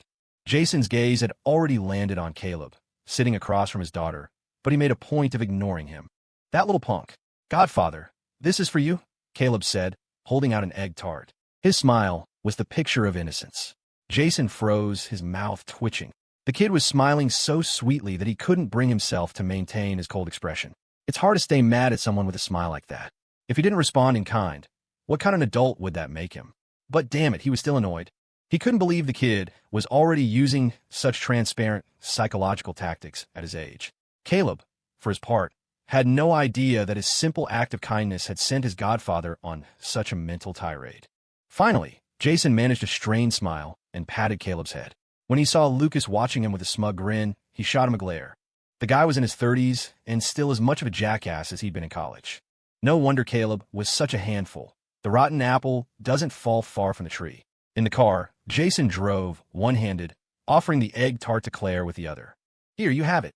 Claire slowly shook her head. I ate too much this afternoon. She probably wouldn't even need dinner. That silly boy had brought her every single dessert on the menu, one by one, like he was playing a life simulation game. She was still stuffed. She looked up, noticing they weren't heading home. Aren't we going home? Are you kidding me, kiddo? A smirk spread across Jason's face.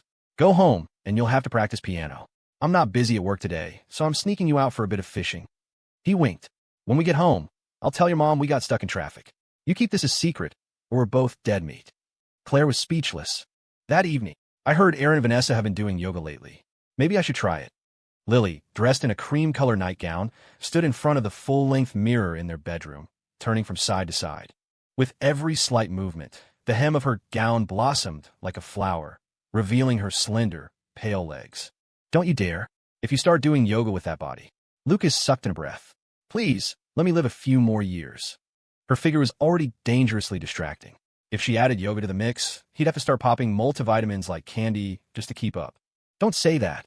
Stop saying such unlucky things, Lily chided, puffing out her cheeks as she looked at him. Sensing her gaze, Lucas entered a state of peaceful slumber in precisely 1 second. The years were catching up, and he didn't dare boast about being the pillar of the family anymore. This woman was a high-powered, Lucas-draining machine. Seeing him play dead, Lily's lips curled into a smile, and she let out a soft huff. The biggest change in him over the years was that he'd gone from being a constant rogue to an intermittent one. He might be putting on a gentlemanly act now, but that was only because he was exhausted from the previous night. Give him 2 days to recover, and he'd be right back to his old tricks. A moment later, he heard the click of the bedroom door lock, and his heart skipped a beat. This was bad. When he opened his eyes again, Lily was sitting on top of him, gazing down at him tenderly. Their eyes met, and she slowly leaned in, her lips close to his ear, breathing a soft, warm puff of air. Your body is much more honest than your mouth, she whispered. The sultry whisper, combined with the warmth against his ear, sent a shiver through him. He pinched her side in mock anger. Don't use my own lines against me. She was definitely doing this on purpose. It was exactly what he used to say to her. He never thought payback would be this swift.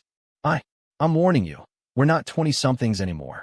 We don't have the energy to start over with a new baby. Then you'd better behave if you want to get some sleep. I told you, stop using my lines. I said that years ago. You hold a grudge like no one else. The couple never expected Caleb to be so dedicated to his roles as both older and younger brother. Lucas had cut his wages to the absolute minimum, But the kid worked straight through the holiday break, saving up a few $100s just to take his sister and Claire to the amusement park. Early that morning, Caleb strutted up to them, head held high like a proud rooster. "Dad, Mom, I made it into the top 10 this time." Lucas and Lily, who had been snuggled up watching a movie, exchanged a glance. "We know," they said in unison. "I got 102 on my English exam." "I know," Lily said with a gentle smile, pinching her son's cheek. "Caleb, you're so brilliant." Lucas gave him a look. "If you weren't so weak in English, you'd be in the top 3. What's there to brag about?" If the boy tried just a little harder, Lucas could show up to parent-teacher conferences and boast. "See, the top 3 are all my kids. Who says a goddaughter doesn't count?" Though his parents were calm, Caleb couldn't contain his happiness. At least he could skip homework and have fun all day. His parents were fair. He was grinning when he noticed Lucas and Lily were fully dressed and ready to go out. He blinked. "You guys are going out?" "We have things to do," Lucas said, his face a perfect mask of seriousness. Caleb's smile slowly faded. "You're just taking Mom out. You could fool me with that when I was a kid, but I'm too old for that now." "I know you know I'm lying to you." Lucas's expression didn't change as he adjusted his collar. "And you should know that I know. We can just keep up appearances for each other's sake, son. No need to call me out. Just like I know that if you weren't sandbagging, you could consistently place in the top 5. The boy was lazy, sure, but he'd always left himself room to improve, just so he and Lily would offer him rewards as motivation. Otherwise, there was no way he could jump from the top 20 into the top 10, with an occasional foray into the top 5. He really thought his old man couldn't see through it. Foolish. A flush crept up Caleb's neck. The material is only going to get harder and more complex from here on out. I'd advise you to drop that habit soon, or you'll regret it. Lucas sighed, saying no more. Teenagers in their rebellious phase were all like this. If kids actually listened to their parents' advice, every university in the country would be filled with Ivy League-level students. Half an hour later, the siblings arrived at the amusement park entrance. "I think this is where Dad proposed," Caleb said, glancing back at the gate. "You could take some notes for the future," Stella mumbled, scrolling on her phone. She looked up. Claire said she's going to be late. Probably got assigned extra homework for not getting first place again. She worked so hard this semester and still wasn't number 1. "That's because I didn't hold back," Stella said with a lazy yawn. Caleb shot her a stunned look. She stood there, hands in her pockets, a lollipop stick poking out her mouth, looking utterly relaxed and adorable. How could she say something so cold? "Didn't you say you were going to help lighten her load?" It was he who was the considerate one, never competing with his sister or Claire for the top spot. His dad just didn't appreciate his noble sacrifice. Seeing her brother's dumbfounded expression, Stella started counting on her fingers. "I thought she was going to get first place. After all, I didn't get a perfect score on the English and chemistry exams, I didn't finish the last problem in math, and my physics was." "You can stop now," Caleb cut her off, turning his attention back to the street. If he didn't know they were twins, he'd seriously start to question if he was adopted. They didn't have to wait long. A taxi pulled up, and a long-haired girl got out, jogging toward them. As Claire got closer, Caleb noticed the dark circles under her eyes. "Did you pull an all-nighter?" he asked, tilting his head. Claire averted her gaze. "I just went to bed a little late." In reality, she'd been burning the candle at both ends for weeks, pretending to go to sleep on time while secretly studying sheet music under the covers. All for this one day out. Caleb considered this for a moment, then just offered her a gentle smile. "I worked for a long time, so I've got plenty of money now. You and Stella can do whatever you want today." He knew how rare it was for her to get a day off like this, which is why he'd worked for his mom for nearly half a semester, just so he could treat her and his sister to a fun day. The sun was bright, and none of them were old enough to be immune to the charms of an amusement park. They wandered happily, and even Stella, who was usually indifferent to everything, came off the bumper cars with a thrilled flush on her cheeks. Even though Caleb kept insisting he was loaded, Claire refused to buy any souvenirs or even play the claw machines. She would look at something, clearly wanting it, but then walk away. In the end, all he'd spent was the price of admission, which left him feeling frustrated. Where to next? As noon approached, Caleb bought 3 sodas from a vending machine and handed them out. "I can't open this," Claire said, shaking her hand with a slight frown. "I'll get it." Stella's eyes narrowed, but Caleb had already taken the bottle and twisted the cap off. He was an expert at this. Whenever their dad wasn't around, he opened bottles for his mom and sister. After helping Claire, he naturally had to help his sister. He never played favorites. "Is that an arcade over there?" "I want to go," Stella said, taking her soda and pointing to a hall full of flashing lights next to the haunted house. It was packed with rows of claw machines and looked lively. Inside, Caleb tried to win a couple of stuffed animals for Stella and Claire, but his childhood luck had deserted him. He couldn't catch a thing. He used to be so good at this when he played with his dad. He felt a new wave of frustration, annoyed that he'd missed another chance to make them happy. Suddenly, he heard Stella ask, "Hey, Claire, what do you think you could get on this?" He turned to see Stella and Claire standing in front of a strange machine he'd never seen before. It had a small punching bag and a digital screen behind it, some kind of strength tester. Just as Claire was about to answer, a burly guy pushed between them, put in a coin, and slammed his fist into the bag. The sudden movement startled Stella. "Go play somewhere else, kids," he said gruffly. Claire ignored him, twisting the toe of her shoe against the floor to test the grip. "Good thing I didn't wear a skirt today," she said calmly. The words had barely left her mouth when a dull thud echoed through the arcade. When Caleb's mind caught up, he saw Claire casually shaking out her leg, slowly lowering her hands from ready stance. The arcade fell silent. The only thing moving was the number on the machine, which shot up until it was double the score of the burly guy. The man left without a word. Stella swallowed hard, her first instinct to look at her brother. Caleb met her gaze, then slowly turned his eyes back to Claire's profile. His focus began to blur. "Wait a minute. You can't open a soda bottle? With a kick like that, you could probably twist someone's head off." A long while later, they finally left the arcade. The sun was high in the sky, and Stella ran off to get in line for cotton candy. Caleb and Claire, not interested, sat on a nearby bench to wait for her. The weather was perfect, the sky a brilliant cloudless blue. Even though it was nearly the end of the year, the day was unseasonably warm. The gentle winter sun felt good on their skin. Caleb closed his eyes and took a deep breath. His sister and Claire were both having a great time. This was good. All his hard work had been worth it, all those late nights studying. He was resting his eyes when a soft, musical voice sounded beside him. "So many other girls ask you to hang out. How come you only ever ask your big sister?" "Huh?" Caleb's eyes flew open. Claire was watching him with a playful expression, a hint of a smile dancing in her cool eyes. It was a mischievous smile. "Well, why?" she pressed, smiling. When he didn't answer, she leaned closer and closer, her advance relentless. Caleb was sure she was deliberately teasing him. He scooted away, feeling an inexplicable nervousness, and looked away. I wanted you to have a good time," he said honestly. "What do those other people have to do with me?" Claire froze for a moment. Then she suddenly stood up, casually brushing her bangs aside. "What's taking Stella so long?" "I'll go find her," she mumbled. Since Claire had a curfew, they didn't have time to see the whole park. They decided to hit the haunted house and then leave. But things didn't go as planned. Stella had only one opinion of the haunted house: boring. The fact that all the monsters were just actors made it even more boring. At least her brother wasn't a complete baby. He didn't seem too scared. His sister, on the other hand, she glanced at Claire, who looked like she was trying to shrink into a ball, jumping at every little noise. Stella's eyes darted around.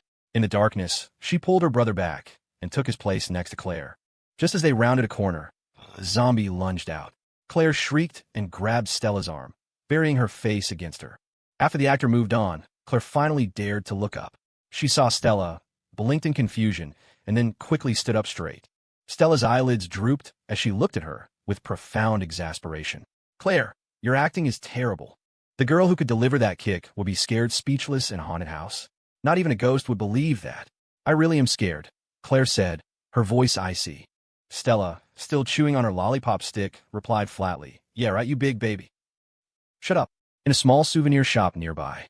"I don't think that boy is very bright," a bystander wearing sunglasses and a mask murmured. He stood perfectly straight, hands in the pockets of his trench coat, a smug grin playing on his lips. "You think so?" "He seems to be making his sister and Claire very happy," replied the equally trench-coated but exceptionally elegant long-haired woman beside him. She adjusted her own sunglasses, her tone puzzled. Lily thought her son was wonderful. Both girls looked like they were having a great time.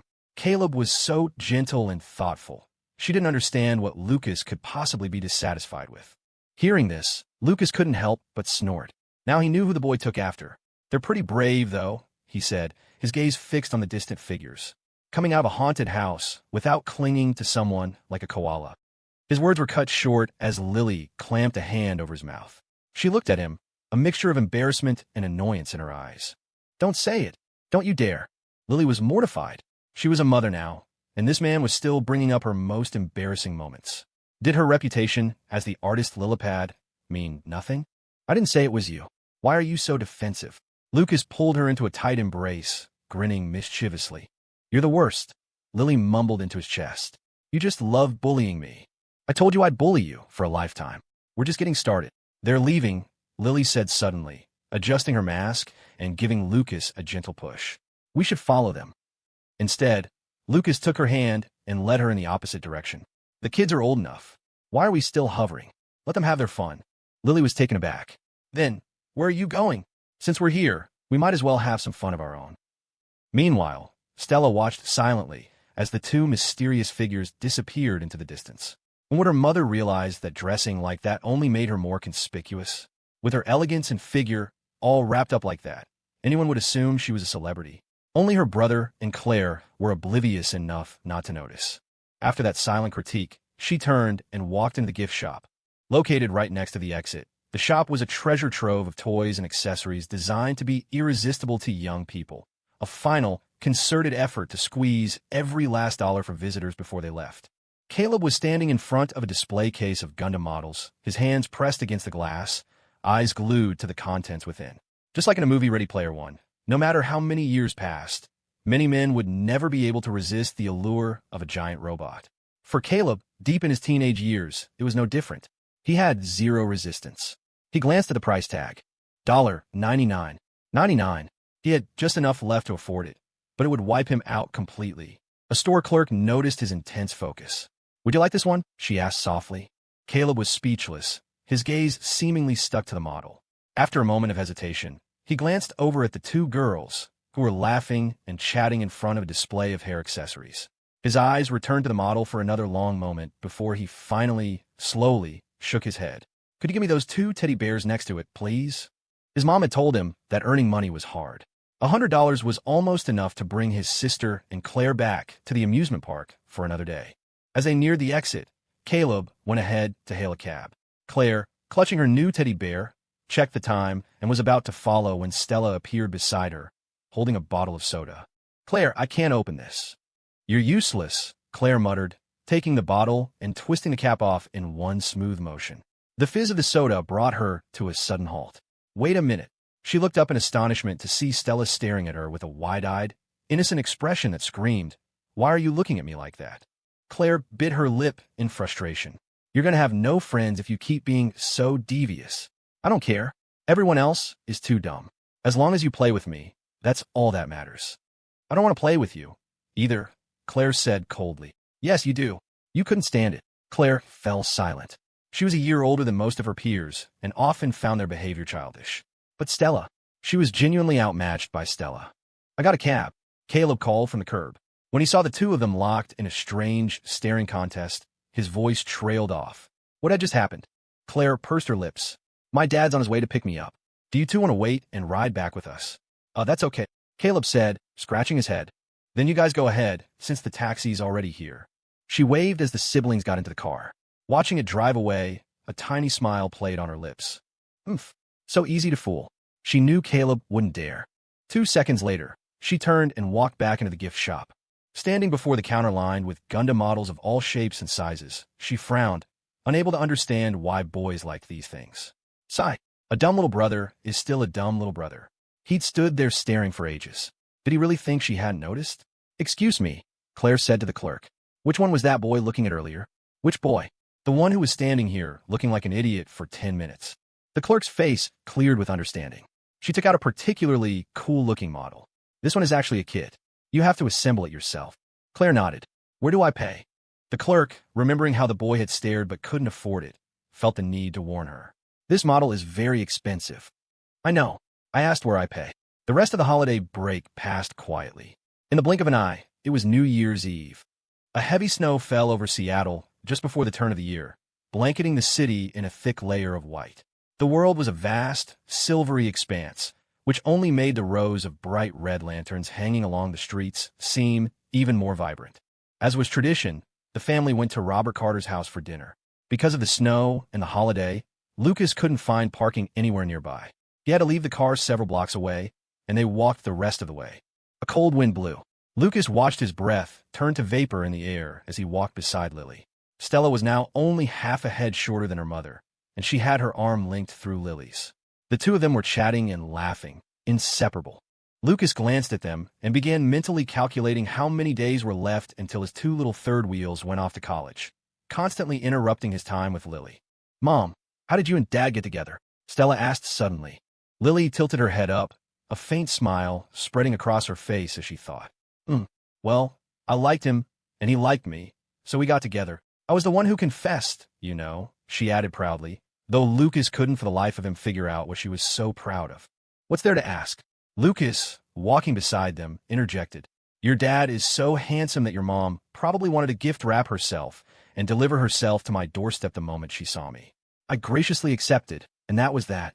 Simple as that. It'd be a 2-paragraph story in a novel." Stella blinked, completely baffled. Neither of their answers explained anything. Besides Lucas, no one knew Lily's personality better than her own daughter. From old photos, she could tell her mom used to be much more reserved, and she certainly didn't smile as much as she did now. To be blunt, it looked like her mom had had a really tough time back then. She would bet her life their love story wasn't that simple, but neither of them ever talked about it. "You've barely told me anything about when you were little," Stella said, her face falling. "Because it's all in the past," Lily said with a gentle smile, as if it were the most obvious thing in the world. "Some of it might make you sad to hear, so there's no need to talk about it." She placed a finger to her lips, shushing her children, then slowed her pace, letting Lucas walk ahead. Lucas, still amusing himself by watching his breath fog, didn't notice he'd been isolated. "Honey," a moment later, the girl behind him called out softly. Lucas turned with a smile, about to ask what was wrong. He was met with a fist-sized snowball square in the face. "Oomph. Graciously accepted my foot. You're shameless." Lily scoffed, conveniently forgetting who had been practically drooling over her back then. A face full of snow left Lucas feeling chilled to the bone. He should have known. Day or night, whenever she called him honey that sweetly, it meant trouble. He slowly wiped the snow from his face. As he looked up, he saw Lily taking 2 timid steps back, looking like a startled deer. I'm sorry." She was already regretting it. A moment of satisfaction would surely be followed by Lucas's inevitable, and probably creative, revenge. Lucas waved a magnanimous hand. "It's fine. I forgive you." As always, her apologies were swift. Her defining characteristic was being adorably cowardly. Still, Lily felt something was off. But with the kids watching, most of her usual methods of seeking forgiveness were off the table. "Oh, honey," she cooed. "I really know I was wrong." Her voice was so syrupy sweet, it made Lucas's heart flutter. "You're in your 30s. Aren't you a little old for this?" Lucas said calmly, his smile impossibly fond. He started walking toward her, looking like he was about to take her hand. He got right in front of her and suddenly reached out, but the little sneak had anticipated him, darting away with surprising speed. "Damn," she saw it coming.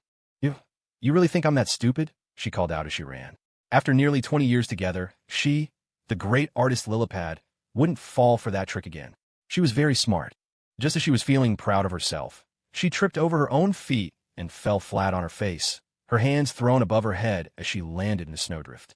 Until that moment, Lucas had never imagined someone could look so utterly clueless, even while falling. He burst out laughing and walked over at a leisurely pace, crouching beside her to poke her head. "Silly girl. See? Karma." She was so hopeless, yet she constantly challenged him, the brilliant Lucas Carter. Lily lay face down, her nose twitching. She pouted silently, looking utterly pitiful. All right, get up.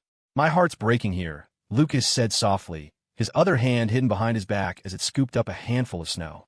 Lily looked up, touched, and was just about to apologize when a snowball hit her right in the face. "Learned your lesson yet? You silly little thing." "No." Lily puffed out her cheeks, lunged forward, and tackled Lucas into the snow, pinning him down. Caleb watched from the side, dumbfounded. He suddenly felt like he didn't belong. When your parents are more childish than you are, there's no room for you to be childish. It was a good thing his parents looked so young. Otherwise, he'd have to pretend he didn't know them. Just then, he heard his sister's soft voice. "Bro, look, Claire's behind you." "Huh? Really?" Splat. An energetic Emily Carter opened the door to find her family of 4 covered in snow. She froze. "It's New Year's. Did you all go for a roll in the snow?" She couldn't help but ask. "Mom." Lily, the culprit, looked nervous as she tidied her hair and shuffled into the living room, too embarrassed to speak. "Something like that," Lucas said, pulling a face as he ushered the kids inside. He couldn't believe it. A 4-person snowball fight, and it wasn't even a proper 2v2. It was just Lily leading the kids in a 3-on-1 assault against him. He supposed being too powerful had its downsides. It made you a target. What? It's because the kids like Lily more than me? Impossible. Absolutely impossible. He shook his head dismissively. They came face to face with a young woman who was just leaving. She had her hair up in a high ponytail and had a delicate but mature look in her eyes. Clearly someone already in the workforce. Lucas studied her for a moment before realizing it was Maya Chun. She'd been away at college for a few years, and he almost didn't recognize her. "Hey, Lucas." "Lily," Maya said with a crisp, slightly formal greeting. After all these years, Maya was no longer the boisterous kid she used to be, but Lucas's memory of her was frozen in time. The small, mischievous, and incredibly energetic girl. "You graduated, right, Maya?" he asked. Maya nodded. "I've been working for a while now, at Seattle General." Lucas wanted to chat more, but he couldn't think of anything to say. After a few more pleasantries in the entryway, Maya left, and the couple finally sat down on the sofa. Robert Carter and his daughter, Emma, were sprawled on the other couch, watching TV. The old man was rewatching Friday Night Lights, complaining that all the new shows were trash and a waste of time. The two kids were immediately pulled aside by their grandmothers to have their heights measured. The wall was covered in pencil marks from over the years, a New Year's ritual. Caleb and Stella had shot up recently, and watching the lines climb higher, the two old women beamed with unstoppable joy, seeing only their grandchildren growing, completely oblivious to the fact that they themselves were growing older. Watching the scene, Lucas smiled faintly and turned to see Lily staring at him. "I feel like Maya doesn't talk to us as much as she used to," Lily said, her voice a little sad as she squeezed his hand.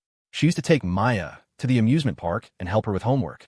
She had been so clingy in elementary school. But then Lily got pregnant, and Maya's parents stopped sending her over as often. They had gradually drifted apart.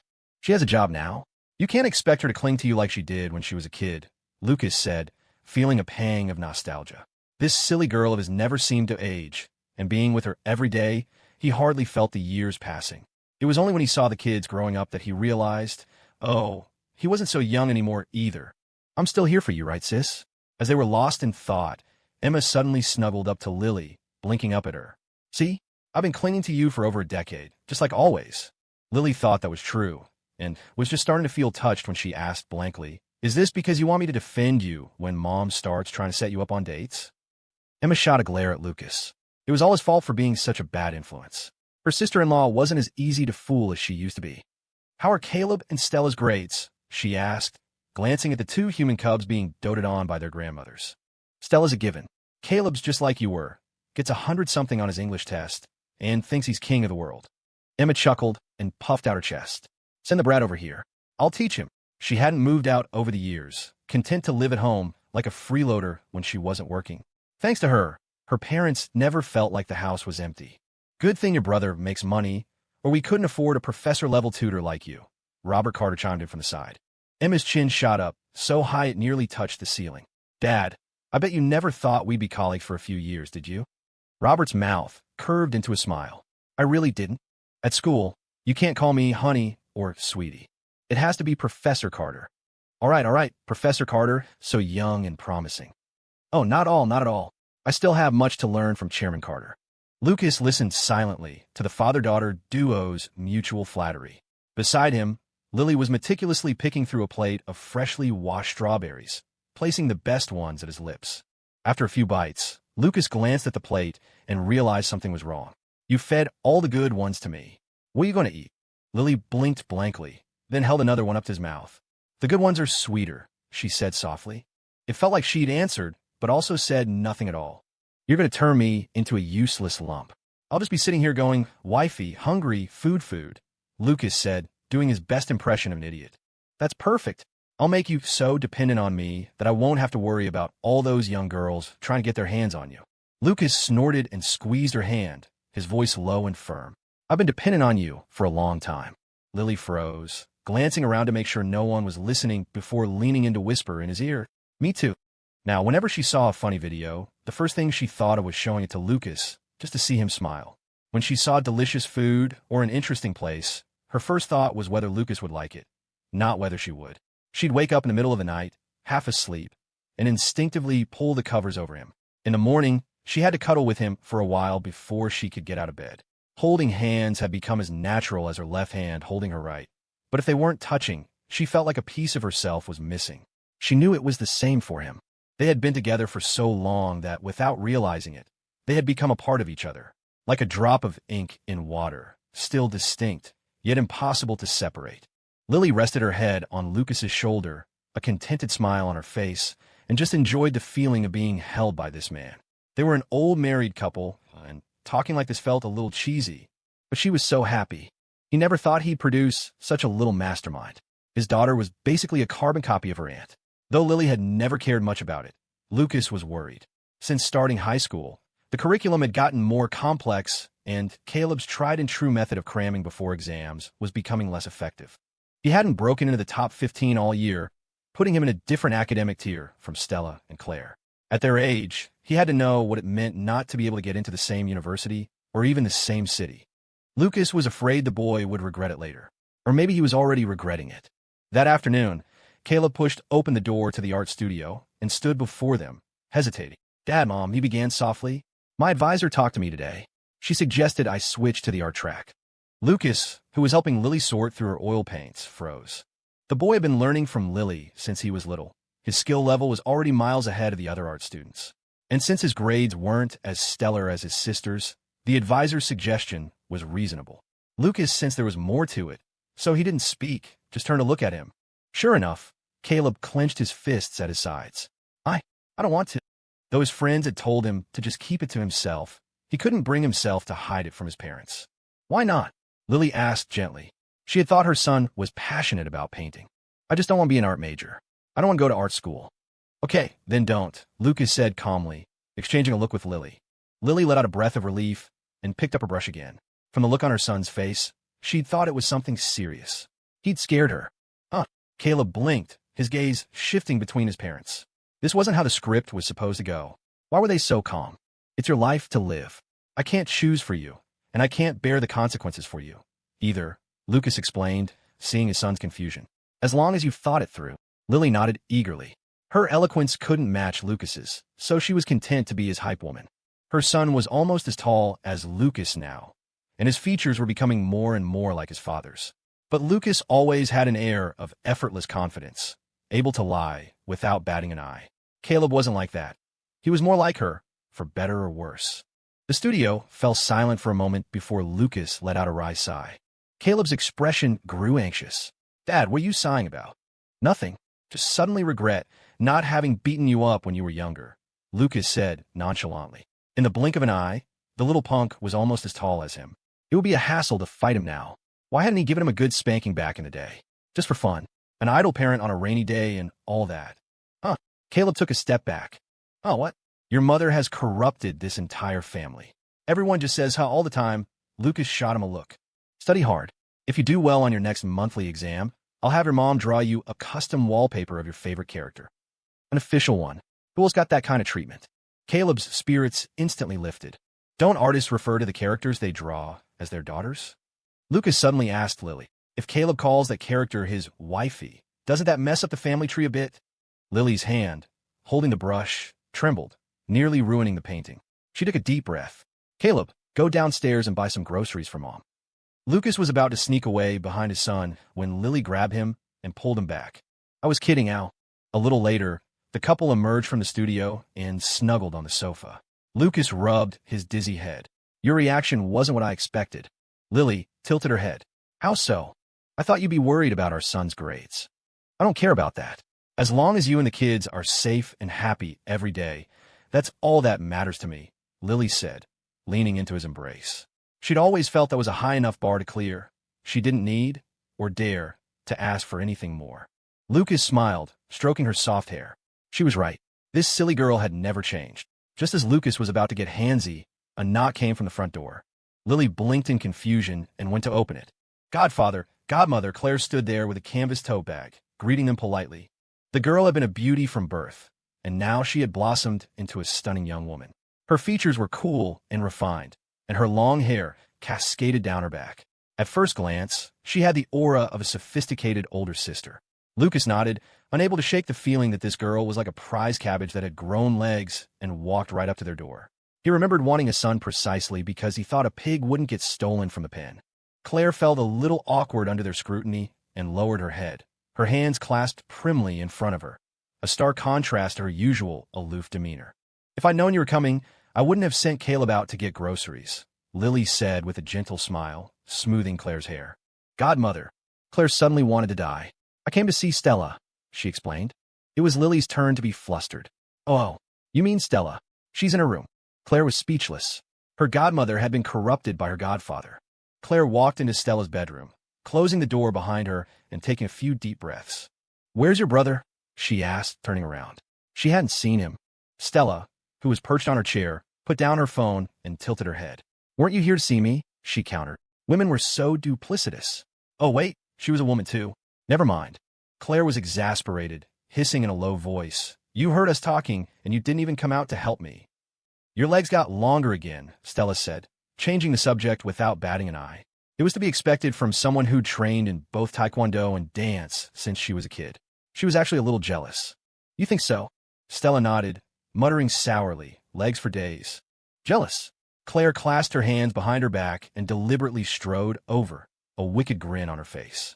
Stella didn't say anything, just let her eyes travel slowly upward, before letting out a dismissive snort.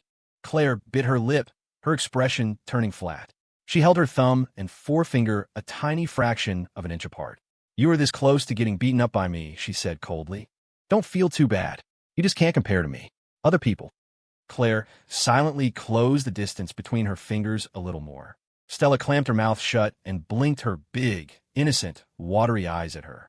Where's Claire? Caleb asked as he returned home, putting the groceries in the fridge. Lily paused. How did you know she was here? There's an extra pair of shoes in the entryway. Lucas grimaced. Why can't you be this observant about other things? I suggest you focus your energy on what's important. Though he felt like a hypocrite saying it, a reminder was necessary. Damn it, this kid had been like a bloodhound when it came to tracking down his sister since he was little. It had been bugging him for years. Dad, what are you talking about? Caleb looked at him, confused. We just have a purely platonic brother-sister relationship. You're pure. Lucas's words got stuck in his throat. Beside him, Lily was covering her mouth, trying desperately to stifle her laughter. Hearing Lily's stifled giggles, Lucas shot her a deadpan look. Lily, sensing his gaze, pressed her hands tighter against her mouth, tried to stop. 2 seconds later, she gave up, burrowing into his chest to continue laughing, not even bothering to pretend anymore. Lucas's attempt at being stern might have worked a decade ago, but now it had no effect. She was absolutely certain that this man would never, ever be able to bring himself to be truly harsh with her. Lucas gently pinched Lily's still soft cheek and sighed. Purely platonic. He was all too familiar with that phrase. He'd lost count of how many times he'd used the purely platonic excuse to take advantage of her back in the day. And while Lily had occasionally played dumb and let him, he had successfully fooled not only her, but also himself. Mom, what are you laughing at?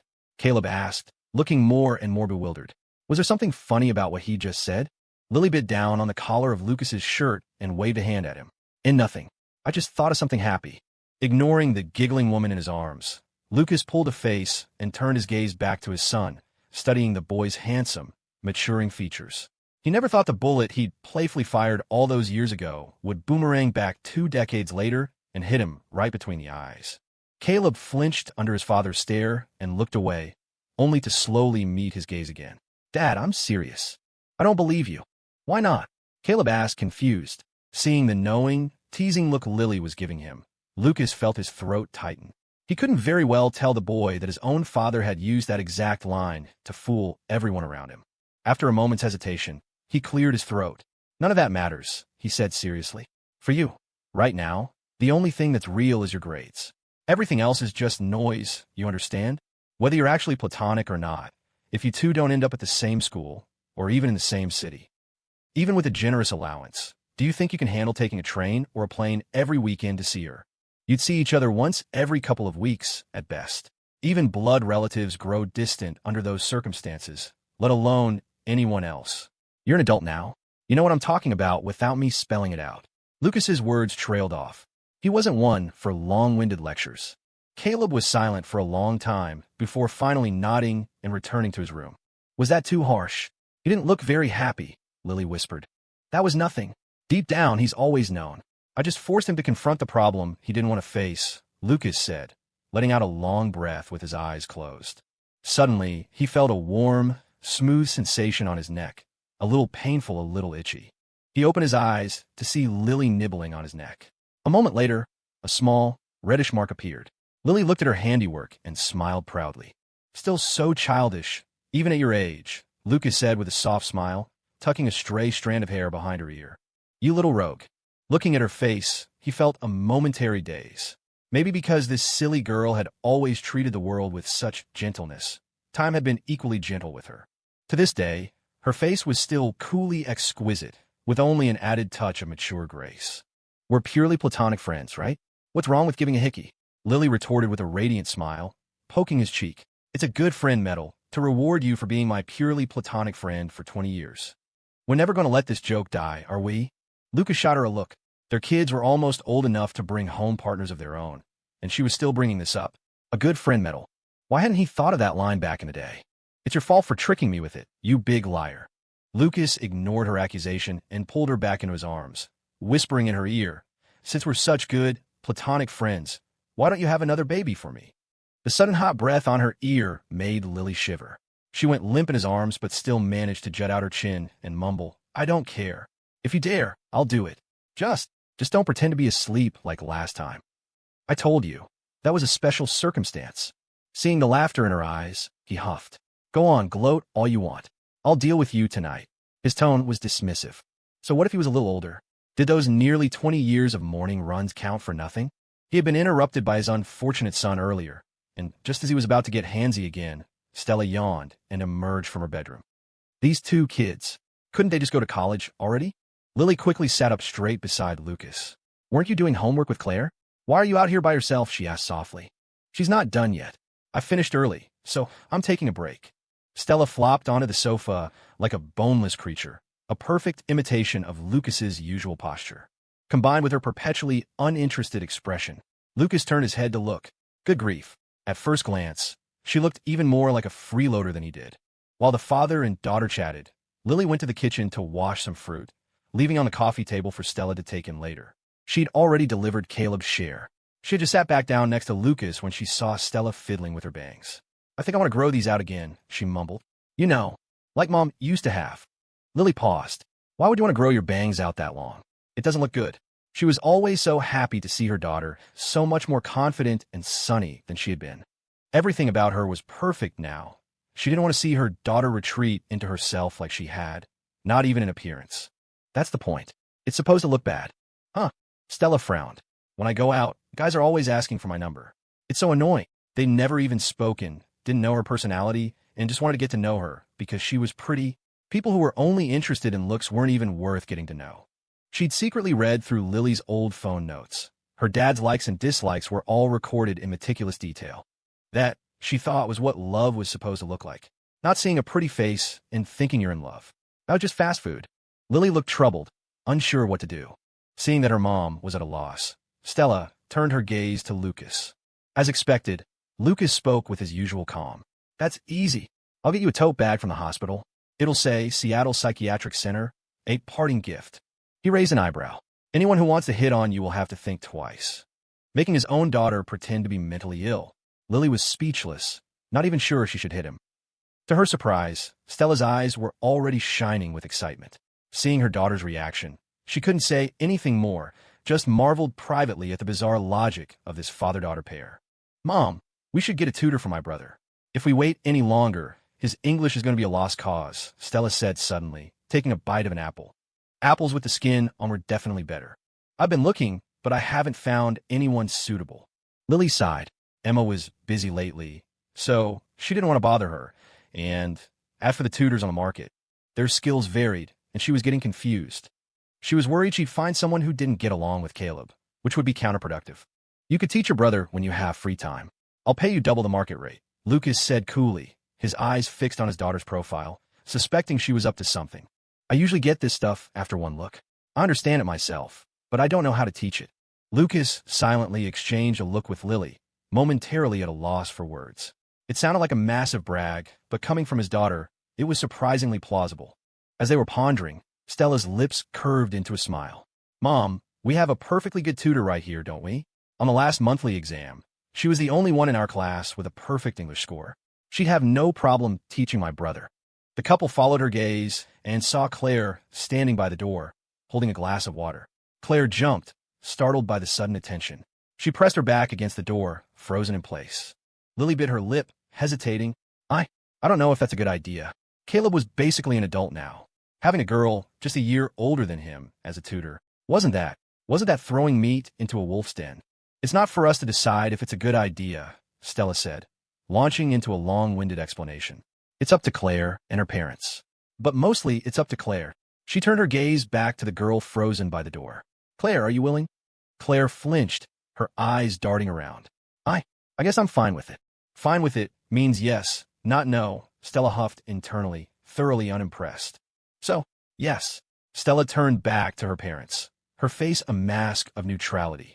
She says she's okay with it. When Claire pushed the door to Caleb's room open, she found him staring at a pile of English worksheets, looking like he wanted to tear his hair out. She didn't say anything, just quietly closed the door and took in her surroundings. Even though she'd been coming to her godfather's house since she was a baby, she hadn't been in this room for 2 or 3 years. It was mostly the same as she remembered, neat and tidy, but with some new figurines and posters she hadn't seen before. His desk was piled high with books. In the middle of the chaos, she immediately spotted the Gundam model she had given him. The empty space around it looked like a sanctuary amidst the mountain of textbooks. The model was placed in the most prominent spot, and despite not having a dust cover, it was immaculate. Caleb vaguely heard someone else's breathing. He turned and saw Claire standing right behind him, and he nearly jumped out of his chair. How do you walk so quietly? A small smile played on Claire's lips as she tilted her head. Why such a big reaction? Or, are you doing something you shouldn't be? Could you try to have a normal thought for once? Caleb's face soured. He tapped the papers on his desk. You were the one who scared me, and now you're turning it back on me. I meant secretly playing video games. What did you think I meant? Caleb took 2 deep breaths and picked up his pen, refusing to say another word. How could his sister be so wicked? Claire went out and brought back a chair, sitting down beside him. I have 3 things to say, she began. Don't interrupt, and don't say... Got it. Caleb looked at her, confused. Claire's expression remained cool as she slowly raised a finger. First, until your parents fire me, I'm your English tutor. Caleb was stunned at first, but then a smile he couldn't suppress spread across his face. He'd been worried his parents would hire some terrifying tutor. Now he was relieved, more than relieved. Second, your parents have given me the right to deal with you as I see fit. So I suggest you score above 100 on the next monthly exam. Otherwise, you will suffer a very painful death. And finally, I think my salary is being deducted from your allowance. Caleb clenched his teeth to stop himself from saying, The smile that had been blooming on his face slowly wilted. Claire couldn't help but roll her eyes. What's with the long face? I'll just give you the money back privately. No, that's not right. Caleb shook his head. I can't let you work for free. It won't be for free if my idiot little brother's grades improve, Claire said flatly. She placed her tote bag on her lap and pulled out a soft measuring tape, setting it expressionlessly on the desk in front of him. Caleb stiffened, whispering, You're not going to hit me with that, are you? Why would I ever do that? Claire blinked. As long as you don't get any questions wrong, don't make any spelling mistakes, and behave yourself, I definitely won't hit you with this. Don't get any questions wrong. You just want to hit me, don't you? Once Claire had laid out the plan, he dutifully started on the exercises she assigned. But his eyes seemed to have a mind of their own, constantly drifting to her profile. She didn't seem to notice him watching, one leg casually crossed over the other, holding a book in one hand. Her expression was calm and focused, exuding a cool elegance. Caleb couldn't think of a better description than Ice Queen. We've been doing homework together since we were kids. Why are you so nervous all of a sudden? Claire asked without looking up, turning a page in her book. I'm not, Caleb said, feeling like he'd been caught red-handed. He quickly sat up straight. Then get back to work. Stop looking at me. Okay. Caleb let out a breath and focused on his English. He had a nagging feeling she was holding her book upside down, but he didn't dare look closely, and he was too embarrassed to say anything. A moment later, Claire finally looked down at her book. She paused, then calmly flipped it around and closed it. By the time Caleb snapped out his days, he had sketched a picture of Claire reading intently. The girl in the drawing had delicate features, a cool expression, and hair that cascaded down her back like silk, radiating a reassuring maturity. Just like the girl sitting next to him. He stared at it for a second, then secretly covered it with a worksheet. Claire, having just finished organizing his notes, let out a long sigh. Daydreaming again? I'm done, Caleb said quickly. When you're done with that, there's more to do. I didn't say you could daydream. She silently picked up the soft measuring tape from the desk. You said you wouldn't hit me with that. Claire didn't answer, just tapped the ruler against her palm, making a sharp slapping sound. In a panic, Caleb held up the drawing in front of him. Claire, this is for you. Your sister isn't that easy to fool, Claire muttered, taking the drawing. She looked at it for a long moment, then turned her head to the side. Don't think this means I'm letting you off the hook. She said the words, but she stopped her tapping and glanced at the time. I should probably get going. I'll walk you out. Caleb, secretly relieved to have escaped his fate, quickly opened the door. Stella, who had been pressing her ear against it, tumbled into the room. He instinctively caught her, then realized what was happening. He looked at his sister with an unprecedentedly cold expression. Stella stammered for a moment, then pointed at Lucas. Dad made me do it. Caleb turned his gaze to his father on the sofa, his expression a mixture of embarrassment and hurt. Lucas, unflappable as ever, gestured with his chin toward Lily beside him. Your mom made me tell your sister to do it. Lily, who had been happily eating a cream puff, froze. She quickly swallowed, wiped the cream from the corner of her mouth, and looked utterly wronged. I don't know anything. A smudge of cream still lingered on the corner of Lily's mouth as she sat there, looking completely lost. Stella shrank back awkwardly. Only Lucas remained on the sofa, cool as a cucumber. You guys are unbelievable. Caleb finally burst out. It was just a tutoring session. Why did they have to eavesdrop? What did they take him for? It wasn't me.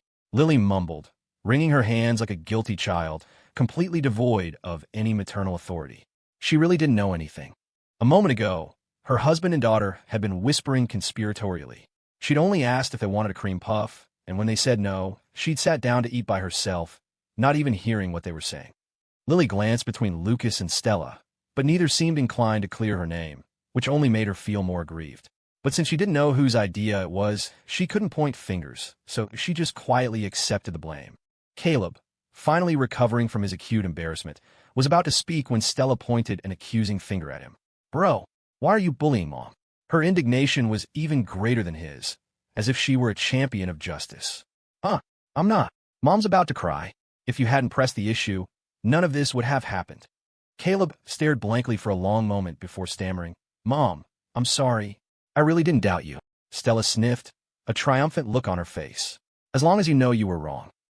As the true mastermind of this whole affair, Lucas watched his daughter's defiant posture with a slight frown. How had he, a paragon of virtue, and Lily, a sweet, honest soul, produced such a little trickster? Who did this kid take after? Hearing the commotion outside, Claire, who was sitting on the edge of the bed, clutching her backpack, felt like dying. Stella is so annoying. Why does she have to come and eavesdrop? She secretly touched her own cheeks. When they felt cool enough, she cautiously emerged from the room. Lucas was holding Lily, whispering comforting words as she looked up at him with red-rimmed, pitiful eyes. It should have been an argument, but to Claire, it looked suspiciously like they were flirting. Godfather, godmother, Claire said softly. Oh, Claire, stay for dinner, Lily said. Despite her own distress, she wiped her eyes and walked over to Claire, as gentle as ever. Maybe next time. My parents have been calling me, Claire replied with a small smile. Honestly, a tiny part of her had wanted to stay, but after Stella's little drama, she was too embarrassed.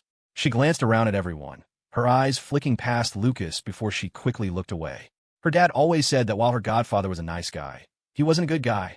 It was a weird thing to say, but it was true. He used to teach them how to scare bigger kids off the slides. He was full of mischievous ideas. Her dad also claimed her godfather would secretly unhook the fish he caught, which was why he so often got skunked. All of this made her nervous, feeling like her own little secrets were completely transparent to Lucas. Well, come over again soon. I'll make you your favorite food, Lily said gently. Okay, Claire agreed with a smile, grabbing a tissue to dab the corner of Lily's eye before turning to leave. Caleb grabbed his jacket and silently followed her, clearly intending to walk her home. As the front door closed, Stella ignored her snuggling parents and stretched out with a huge yawn. She had worked hard.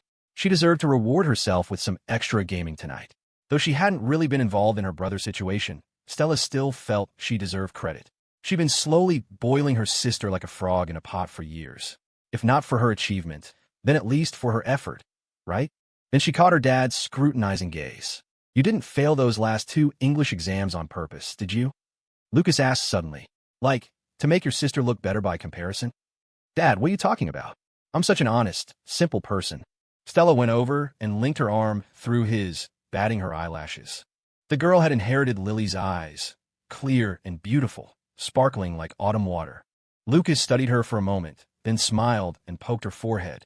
You know what your aunt is always saying? She's always going on about what an honest person she is. Stella cleared her throat, feeling a little guilty, and retreated to her room under the guise of needing to study English. That girl is just like you. But that's a good thing. Stella will never be bullied like I was. Lily, incapable of holding a grudge, was already leaning against Lucas again. She gently pinched his cheek, her voice full of affection. But her mood was a little down. With the kids about to go off to college, she worried about them being on their own. She had been through it herself and knew how hard it was. She'll be fine. That little girl is sharp, Lucas said. That trick of turning the tables on Caleb was something he couldn't have pulled off at her age, and something Lily would never learn in a lifetime. But Caleb's grades. The kids will have their own fortunes. You worry too much, silly. Lucas pulled her closer, interrupting her concerns. Besides, they have us to fall back on, don't they? If they're capable, they can go out and make their own way. If not, they can come back and take over the family business. Why'd he fight his own desire to slack off every single day? It was to carry the weight of his family. Now, in middle age, he was surrounded by people who depended on him, a wife to care for, children not yet grown, parents getting older. And he was no longer a child who could rely on his own parents. He had to carry it all himself. Only now did Lucas understand what his own father had gone through. Being the head of the family wasn't easy. Lily closed her eyes, relaxing completely as she leaned against him. Since being with this man, she had felt this sense of security countless times. It always felt like even if the sky fell, Lucas would have a solution. Did you deliberately go along with Stella's little plan to have Claire be the tutor? She asked after a moment. Do you really think it will work? Yes, Lucas said with utter confidence. You don't get it, silly. This is way more effective than hiring some top-tier professional tutor. Lily thought for a moment. So, if I had been your tutor, would you have gotten into an Ivy League school? She thought it was very likely. Lucas was already brilliant, just lazy. With her, as motivation, he would have been unstoppable. No, Lucas said firmly. If you were my tutor, I wouldn't have even made it to college. Why? Lily started to ask, then saw the wicked grin on his face as his eyes scanned her body, and she understood. Pervert, I should let you starve, she said, making a fierce fist at him before tying her hair back and marching into the kitchen in a huff. Oh, weren't you going to let me starve? Lucas called out with a laugh. From the kitchen came Lily's righteous reply. I couldn't bear to. Meanwhile, Caleb and Claire were walking along the edge of Puget Sound. The sky was darkening. The sun had set, and only a swathe of crimson and gold clouds remained on the horizon. The end of a busy day, marked by the sunset, had gradually calmed Caleb's chaotic thoughts. A cool evening breeze brushed against his face and gently lifted the dark, smooth hair of the girl beside him. They walked in silence, side by side. It was unclear who was waiting for whom. They just subconsciously fell into the same pace, just as they had since they were children. They had walked this path together countless times. Caleb glanced at the calm water, then at the nearby maple trees. Through the springs, summers, autumns, and winters, they had grown taller just like the trees. The sister who had been by his side since he was a baby now had hair that reached her waist, a graceful and elegant young woman. Your parents' relationship is so good. I don't think I've ever seen them fight, Claire said suddenly, her voice carried on the evening wind. Your parents' relationship is so good. I don't think I've ever seen them fight, Claire said suddenly, her voice carried on the evening wind. Caleb thought for a moment. No, they haven't. It was more than just a good relationship. He and his sister were just little third wheels getting in the way of their romance. To his surprise, Claire smiled at him. We've never fought, either. We've never fought, either. That's not the same thing. Caleb turned his head away again, muttering to himself. It felt like she was implying something, but on second thought, it was true. His friends fought all the time, sometimes even getting into physical altercations over trivial things. But his sister had always been patient with him, never fighting with him over toys, sometimes even giving him her own. Where do you want to apply to college? It's almost time for applications. Why are you only asking now? Claire walked ahead and turned to face him, walking backward with her hands behind her back. A faint smile graced her cool features as she waited for his answer. It's almost time for applications. Why are you only asking now? Caleb froze, finding it hard to meet her gaze. His sister didn't smile often, only like this when she was with him. In other words, this was a smile only he got to see. I just thought of it. I just thought of it. Claire pondered for a moment, then let out a soft breath. I'm fine with going anywhere. There's no place I'm particularly set on. I'm fine with going anywhere. There's no place I'm particularly set on. Caleb could tell she was lying. He'd known her since before they could even talk. How could he not see through her? But why was she lying? He couldn't figure it out, and his already jumbled thoughts couldn't handle any more confusion. He felt like he was losing his mind. He didn't know when it started, but whenever he was near his sister, he grew flustered and couldn't do anything. The seeds of these unbrotherly feelings seemed to have been buried in his heart for a long time, only sprouting after he came of age. And he told his parents they were purely platonic. They must have thought he was a pathetic liar. No wonder his ever-gentle mother had laughed so hard. By the way, did that girl who sits behind you in class ask where you want to go in the future? The girl in front of him had dropped her smile, her voice now soft. By the way, did that girl who sits behind you in class ask where you want to go in the future? Caleb, lost in thought, snapped back to reality. How did you know? Stella told me. A corner of Claire's mouth lifted. Do you have any ideas? How did you know? Stella told me. A corner of Claire's mouth lifted. Do you have any ideas? Caleb slowly shook his head. That's for the best. If you dare to start dating, I'll break your legs. You hear me? Huh? I'm an adult. Is it still considered early? Huh, what? I say it is, so it is. I'm your sister. I watch you grow up. Don't I get a say in this? Huh? I'm an adult. Is it still considered early? If you're going to say that, I watched you grow up too. Caleb felt like he was being taken advantage of and couldn't help but grumble internally. Then what if I can't find a girlfriend in the future? He tested. Then what if I can't find a girlfriend in the future? You don't have to worry about that. I have my ways, Claire said, turning around abruptly, leaving him with only the sight of her slender, carefree back. Your sister is a woman of many talents. You think I'll let you stay single? You don't have to worry about that. I have my ways. Caleb was taken aback by her confidence. Wow, Claire, you're amazing. So, right now, all you need to think about is catching up in English. Nothing else. Got it. Wow, Claire, you're amazing. Okay. When Claire got home, she found Jason and Vanessa sitting on the sofa, clearly waiting for her. Vanessa was reading some documents, while Jason sat beside her, seemingly engrossed in the TV, though his eyes had been darting toward the door ever since she walked in. Her expression didn't change as she sat down quietly, waiting for them to speak. Jason was starting to show signs of a paunch, his stomach slightly rounded. Combined with his naturally roguish look, he didn't exactly look like a respectable citizen. Your godmother and your mom told me you're tutoring that little punk, Caleb? Jason asked suddenly. Claire didn't speak, just nodded. Wouldn't you rather have some fun with that time? Why are you tutoring him? Jason grumbled. Your godfather is a sly bastard. He'll probably stiff you on the pay. We don't need to get involved in that. It's better than her being on her phone, isn't it? Vanessa retorted from aside. She didn't really mind. As long as Claire finished her required piano practice, what she did with her free time was her own business. She could just consider it extra English review. If she dared to sacrifice piano practice, however, Vanessa would object 1,000,000 times over. Jason was still not convinced. She'd be better off on her phone than messing around with that little punk. What's wrong with Caleb? Vanessa asked, genuinely confused. His grades aren't bad, relatively speaking. He's gentle, thoughtful, and polite. Why is it that in your eyes, he can't do anything right? Exactly, Dad. You're biased, Claire added coldly. Jason suddenly felt like dying. So much for daughters being their father's little treasures. How had he become the villain? Do you know what time it is? You need to focus on your studies. I'm focused on my studies. I might be second in my class, but Stella is first in the entire school. No one can beat her. You. Jason scratched his head. Not only were Claire's grades excellent, but he was hardly in a position to lecture her on academics. He remembered back in college, after every exam, his professors had to move heaven and earth just to pass him, and sometimes even that wasn't enough, leaving him with a perfect 59. 3 out of the 4 guys in his dorm room were constantly retaking exams, and they had to rely on Lucas to tutor them. Jason's expression as he looked at his daughter grew complicated. Sigh. Childhood sweethearts. Honestly, if he had a childhood sweetheart, he would have stuck to her like glue. So innocent, so familiar with each other. What could be better? But the problem was, he had a daughter. If he'd had a son who spent all his time with Stella, he wouldn't have said a word. Honey, can't you just maintain your cool, aloof persona? When you were little, all those kids would line up to play with you, and you wouldn't give them the time of day, Jason lamented. What kind of love potion did that little punk give you? Why have you only ever liked playing with him since you were kids?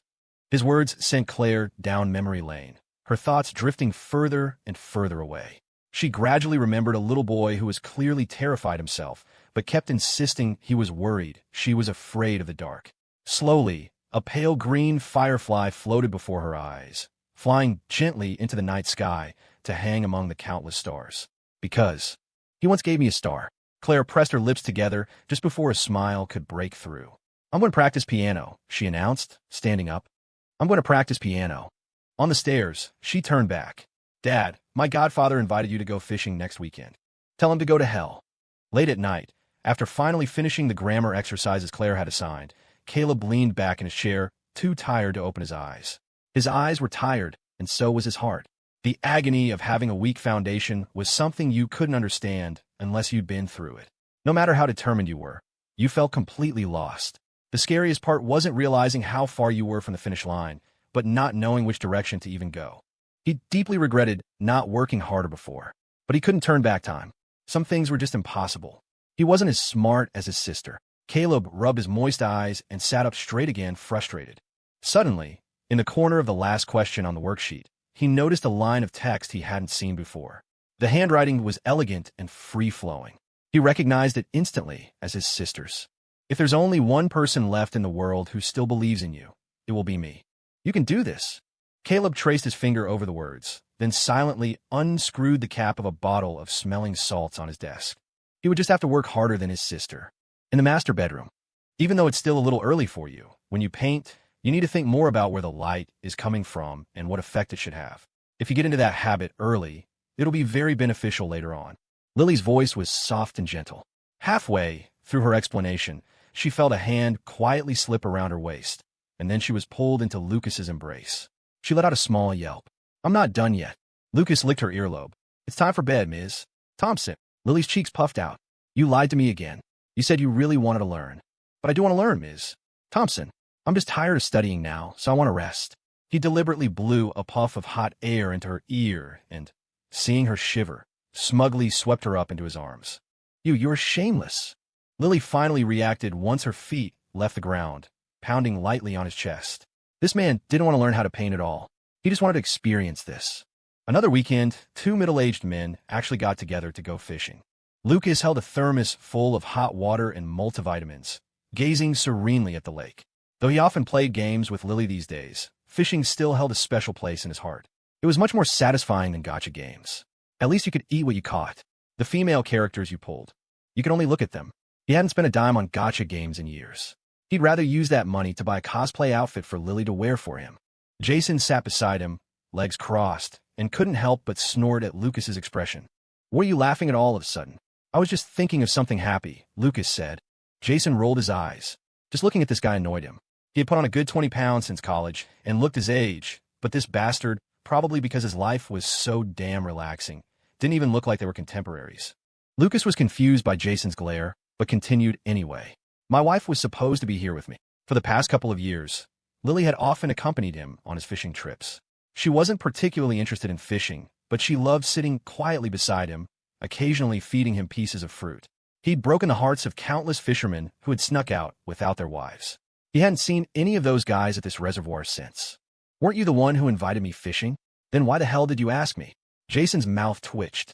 So he was in the way, was he? Should I just leave then? I was just being polite to my goddaughter. Who knew you'd actually take me seriously? Lucas said, trying to hold back a laugh and deliberately looking away. Asshole, Jason cursed, looking like he wanted to bite him, but he didn't really mean it. After more than 20 years, their friendship ran deep. Is Ryan coming? Lucas asked. He hadn't seen him in a while. The guy had completely disappeared into his role as a doting father. Turns out the only thing standing between a man and becoming a total simp for his daughter is, well, a daughter. His daughter's getting ready for her high school entrance exams. He's busy being her cheerleader. Lucas was unimpressed. He worries too much. Claire and I too are about to graduate, and we're still out here fishing. That was the wrong thing to say. Jason couldn't help but kick his chair. My daughter is tutoring your son right now, isn't she? The more he thought about it, the angrier he got, and he kicked the small chair again. You bastard. My daughter is so beautiful, and you guys get her for cheap. Nothing's even happened yet. Why are you already assuming they'll end up together? Lucas's eyes were glued to his bobber, his expression as calm as possible. I don't get that feeling anyway. They're just a brother and sister who grew up together. Jason froze. Damn, he's right. Since Caleb was little, he'd been treating the boy as his future son-in-law, a hostile target. But now that he thought about it, Lucas was right. Nothing had happened.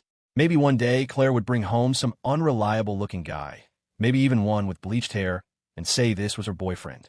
And when he disapproved, she'd fight with him, saying it was true love. Jason's face darkened.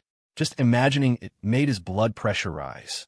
Suddenly, Caleb didn't seem so bad after all. At least he'd watched the kid grow up and knew his character.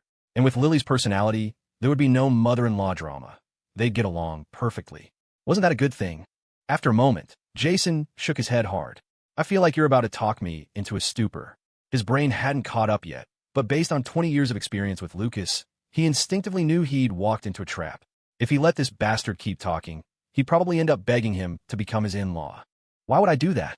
I have no reason to trick you, Lucas said with a grin, his eyes on the unmoving bobber. Just because the bobber wasn't moving didn't mean he hadn't caught a fish. Jason felt like this man was evolving into some kind of sage. The two of them chatted at the reservoir until dusk, feeding all the surrounding mosquitoes before finally remembering to go home. It's all your fault for yapping all day. You scared all my fish away, Lucas said, getting up and patting his hands, fumbling in his pocket for his car keys. I need to go buy one. Grab one from my trunk, Jason said nonchalantly. I bought some before I came. When Lucas got home, Lily and Stella were cuddled up on the sofa, watching a movie. They were nearly the same height now, a picture of mother-daughter affection. The living room lights were off, and a faint glow from the phone screen illuminated their already delicate features, making them look even more lovely. He couldn't believe this silly girl still didn't look much older than her own teenage daughter, just with an added touch of mature charm. You're back, Lily said, walking over with a smile to help him with his coat. She looked at the two fish he was carrying, her eyes shining with admiration. You're back. Is Claire gone? Lucas was long past feeling guilty about this. He casually glanced at the shoe rack and asked nonchalantly. Yep, she just left. Mom, what's for dinner? Stella called from the sofa, her legs kicking in the air. Your dad caught 2 fish. How about sweet and sour fish for dinner tonight? Lily said, then quickly corrected herself, her heart pounding. She bit her lip, trying to act calm, thinking she'd been quick enough. But Lucas had heard it perfectly clearly. Seeing her flustered expression, Lucas's mouth fell open. It took him a long moment before he whispered, You've known all along, haven't you? You were just playing dumb to make me feel better. You've known all along, haven't you? You were just playing dumb to make me feel better, and she'd been fooling him like this for years? The memory of his own smug satisfaction at her admiring looks made his toes curl with embarrassment. Of course not. Lily looked down, fiddling with her fingers, and mumbled in a voice as soft as a mosquito's buzz. I'm very stupid. I don't know anything. I'm very stupid. I don't know anything. Actually, she hadn't figured it out at first. It was just that when Lucas didn't get skunked, the fish he brought back were often different sizes, sometimes so small they could only be used for soup. But occasionally, he would bring back 1 or 2 perfectly sized fish for a meal. Then she realized they looked exactly like the one sold at the market. So she had played dumb for all these years, until now. As long as Lucas was happy, that was all that mattered. As for whether the fish were caught or bought, who cared? Lily pursed her lips, occasionally stealing glances at Lucas, afraid he was upset. After a long silence, Lucas let out a wry chuckle and flicked her forehead before heading to the kitchen. Lily breathed a sigh of relief and obediently followed him. Since cleaning fish had always been Lily's job, Lucas started a pot of water to boil, trying to help out. Just as the water started to bubble, Lily's soft voice came from behind him. Have you noticed Caleb seems like a different person lately? Have you noticed Caleb seems like a different person lately? Is he? Lucas looked surprised. Ever since the kids hit their teens, he'd mostly stayed out of their business, usually waiting for them to come to him. Lily nodded softly. Lately, he comes home and just locks himself in his room to study. I've gotten up in the middle of the night a few times and seen light coming from under his door. The boy who'd spent his entire childhood finding creative ways to skip homework was suddenly working this hard. More than pride, she felt a pang of sympathy. See? I told you having Natalie tutor him would work, Lucas said smugly. You could put a gun to that kid's head, and it wouldn't have been as effective as this. Still scheming, even against your own son, Lily said, poking him gently in the forehead. It was amazing how slyly mischievous he could be. You've got a lot of nerve talking about me. I'm starting to think you're the devious one here, Lucas shot back, then sighed. He wasn't quite sure what he was feeling. Aside from the utter humiliation of having his fishing prowess exposed as a fraud, there was a warmth spreading through his chest. A deep, profound sense of being loved. Okay, more than just a little. If he hadn't messed up today, this dork would have played along with his stupid act forever. She probably would have kept indulging him like that for the rest of their lives. I am not, Lily said, wrapping her arms around him from behind, her voice a little wounded. Seeing that the water was boiling and the oil was shimmering, Lucas gently pushed her back. Careful, he murmured, sliding the chopped ingredients into the wok. They hissed and popped, sending tiny, scalding droplets of oil into the air. It stung if it hit you, and this goofball was still trying to crowd him. Still denying it? You never used to lie, and even when you did, you could never fool me, Lucas said, pausing. A slow smile spread across his face. But that look of admiration, you had me fooled for more than a decade. He hated to admit it, but her acting was flawless. They'd been together for almost 20 years, and this was the first time she'd ever truly pulled one over on him. Lily rested her forehead against his back, her voice a tense, shy whisper. That's because I wasn't fooling you at all. Curious, Lucas turned around. She was looking up at him, her clear, beautiful eyes fixed on his, filled with the exact same adoring look she'd given him at the reservoir. After all these years of marriage, she was no longer the girl who blushed if their eyes met for more than a second, but that look, brimming with love, had never once changed. They held each other's gaze for a long moment before the corners of her eyes crinkled into a smile. I never said I admired you because you caught a fish, she said. She reached up, cupping his face in her hands, and asked with the utmost seriousness, Is there something wrong with me? Admire my own husband? Lucas was silent for a long time, finally turning away to take a few deep breaths. He tried recalling every sad moment of his life, but it was no use. He couldn't force the stupid, happy grin off his face. It was harder to suppress than a bad case of the giggles. In the living room, Stella caught a glimpse of the kitchen door sliding shut. She let out a silent huff and went back to texting her grandmother.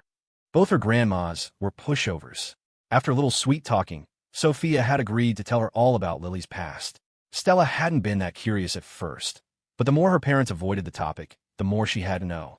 For years, one question had lingered in her mind. What kind of past did her mother, this stunningly beautiful woman who looked like a bohemian artist when she painted, actually have? A long time later, Stella took off her headphones, her expression blank. She felt a tightness in her chest, as if she couldn't breathe. Her life had been too easy, too happy, leaving her with enough free time to go digging into things like this. Her mom was right. Finding all this out just made her feel awful. She considered herself pretty smart. 1,000 ways to get back at the people who had hurt her mom swirled in her head, but she couldn't turn back time. Stella just felt a dull, heavy ache in her heart. Her gaze shifted back to the kitchen. She saw Lily, her head tilted as she looked at Lucas, saw her mom's easy smile and the way she was laughing. And then, a sense of peace washed over her. The past had left so little a mark on Lily that Stella, her own daughter, had never noticed a thing. If she hadn't insisted on digging it all up today, she might have gone her whole life without ever knowing. She had to admit, her old man was pretty amazing, as a husband, and as a father. Lucas brought the finished fish to the dining table and noticed Stella watching him. Her eyes narrowed. Dad, if I get into an Ivy League school, would you just die of happiness? Stella asked, propping her chin on her hands. Lucas snorted. Your mom certainly would. After a moment's thought, he added, you should try to steal the highest SAT score in the family crown from her. I've had to listen to her brag for years. I have not used it to make fun of you, Lily mumbled as she walked over, leaning down to kiss her daughter on the cheek. It doesn't matter where you go to college. As long as you're happy every day, I'm happy. Stella smiled and looked up at her. Go get your brother for dinner, Lucas said suddenly. Oh. As Stella headed to Caleb's room, Lucas turned his gaze to Lily and silently tapped his own cheek. Lily just stared at him, seeing the look on his face, the one that said, if you don't kiss me, I'm kissing you. She sighed and stood on her toes to give him a light peck on the cheek. Just as she expected, he immediately pointed to his other cheek, demanding one more. But they weren't in the bedroom. She wasn't giving in. Just as she tried to slip away, he caught both of her hands in one of his, raised them above her head, and pinned her against the wall. Lily shot him a wounded look. After all these years, he still loved bullying her like this. Lucas just watched her silently. At that exact moment, the door to Caleb's room opened. The two siblings froze in the doorway, staring. Stella was the first to react. She slapped a hand over her brother's eyes, then peeked through her own fingers. Wow, Mom and Dad are getting wild. A moment later, Caleb silently pulled her back into the room and shut the door. Lily's face went rigid. She struggled slightly, her cheeks flushing. Let go, the kids saw. Lucas was unfazed. So what if they saw? But he turned his head and called out anyway. Did you two see anything? No, we didn't see a thing. The shout came from a room after he'd asked a second time. Good soundproofing wasn't always a blessing. Lucas turned back to Lily with a calm smile. See? They said they saw nothing. During dinner, the two little third wheels tactfully avoided the subject. Only Lily remained furious, her cheeks puffing out periodically, only to be poked back down by Lucas's finger. It had been years since he'd seen her blush so hard she looked like she might let off steam. He couldn't resist poking her a few more times, until she suddenly opened her mouth and bit down. He yanked his finger back just in time. Poke, then another poke. I'm sorry. Let go. Seeing their father's theatrical wails, the siblings couldn't help but burst out laughing. As the final stretch approached, everyone buckled down for one last push, maybe for themselves, maybe for someone else. The last days of senior year flew by in a blur of activity, and in the blink of an eye, it was the eve of the SATs. That evening, Caleb's class was holding a so-called farewell party. 100 students were crammed into a lecture hall, whispering amongst themselves. A few girls were already hugging and crying in a corner. On the large screen next to the blackboard, a slideshow of photos from their freshman year to the present played on a loop. Everyone saw their younger, more awkward selves and felt a strange sense of distance. 3 years had just vanished. The hallway outside was chaotic. Around this time of year, students from other classes would toss their textbooks and notes out the windows, creating a blizzard of paper that drifted down like snow. The siblings' homeroom teacher, a stern-looking middle-aged woman, had strictly forbidden such activities. Hence the party. Just as Caleb was about to cover his ears, the teacher walked over and gently closed the door, muffling the noise. She glanced at her phone and sighed. The gym teacher was supposed to come play the piano for you all, but he came down with a high fever and had to go to the hospital. We brought this thing all the way over here for nothing. Does the gym teacher ever not get sick? Stella muttered from beside him. At this point, she just assumed any gym period on the schedule meant another math lesson with their homeroom teacher. This time it's real. And only this time, the teacher said with a smile. Stella clamped her mouth shut. She glanced to her side and saw Natalie Miller watching her, a hint of a smile in her eyes. 2 seconds later, she dismissed the thought that Natalie was smiling at her. After all, her brother was sitting right there. The teacher paused, her eyes scanning the room. They landed on Natalie. Natalie, would you like to perform something for us? She asked softly. She'd seen videos and photos on Vanessa's Facebook of Natalie winning all sorts of awards. And the moment she saw her, she remembered the girl was a talented musician. From the looks of it, a lot more talented than the gym teacher. Whoa, she knows how to play. Go on, Natalie, a few boys nearby cheered. Natalie ignored them.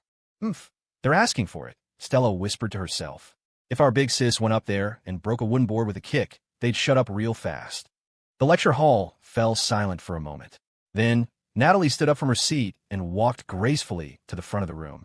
Stella's mouth fell open. Wait, why is she actually going up there? Caleb, sitting next to her, couldn't help but glance over. His sister's muttering had voiced every single thought in his head. She stole the words right out of my mouth. Natalie wasn't in her school uniform today. She wore a long white dress, her glossy black hair cascading down her back. She looked cool and elegant. She sat down at the piano, gave her hair a slight toss, and her long, slender fingers rested on the keys. After a moment of thought, she chose to play Mariage d'Amour. As the beautiful opening notes filled the room, the crowd fell silent. Many of them stared, their eyes wide. For kids their age, seeing a girl this beautiful suddenly sit down and play the piano was devastatingly effective. When she finished, applause erupted. People looked at her with astonishment, as if they were seeing her for the first time. The teacher's gaze swept over the students' faces, a bittersweet smile on her lips. Between the girl in the snow-white dress and Stella with her high ponytail, she wondered just how many teenage hearts had been captured tonight. Caleb clapped along for a moment before slumping back down onto his desk, a strange, sour feeling churning in his stomach. After the party, Natalie came over and hopped onto the desk in front of him. Was it good? She asked, not waiting for an answer. I've been playing piano since the first grade, and that's probably the piece I've played the most. Caleb nodded faintly. It was good. Then why don't you seem very excited? Natalie turned to look at him. Because she was sitting higher up, she had to tilt her head down slightly to meet his eyes. Caleb instinctively looked away. He couldn't figure out why he felt so restless, or why the boys who had been cheering earlier now seemed incredibly annoying. Am I not excited enough? Not enough, Natalie said, shaking her head. She paused thoughtfully. At least not for me. Why? Silly little brother. It's because. As he looked at her, confused, she reached out and tapped him lightly on the forehead. I was playing that just for you. Seeing her silly little brother frozen in place, Natalie sighed and leaned in closer. This is your last chance to see me as a high school-aged big sister. You don't even know how to appreciate it. Caleb could feel her warm breath on his skin. He instinctively pulled back a little, muttering in confusion, "But I appreciate you every day." Natalie was both happy and annoyed. In the end, all she could do was make a fist at him before hopping off the desk and walking towards the door without a backward glance. "I'm going home." That night, Lucas noticed that his kids seemed to have swapped personalities. With the SATs just a day away, Caleb, the kid who'd been a professional slacker his whole life, came home and disappeared into his room without a word. Stella, on the other hand, was sprawled out on the couch, scrolling through her phone. He glanced at Lily, busy in the kitchen, then smiled at his daughter. "Your brother's got his nose buried in a book, and you're looking pretty relaxed." "I've been preparing for 3 years. A few more hours won't make a difference," Stella said without looking up, her finger flicking across the screen. "The time for cramming is over. Worrying now would just be torturing myself. Might as well have some fun." Lucas felt a flicker of déjà vu. He was pretty sure he'd said something similar back in the day. This daughter of his was definitely more like him, except for her eyes, which were all Lily. It was a shame, though. The girl was so beautiful, yet she spent her days looking completely lethargic. In a way, he supposed that was its own kind of charm. If she were an anime character, the otakus would love her. Stella kept scrolling and came across a cat video. She long pressed the screen, selected Show Less of This, and continued on with a blank expression. Then she found a compilation titled Students Who Were First to Run Out of the Exam Hall. Every year before the SATs, old interview clips like this went viral again.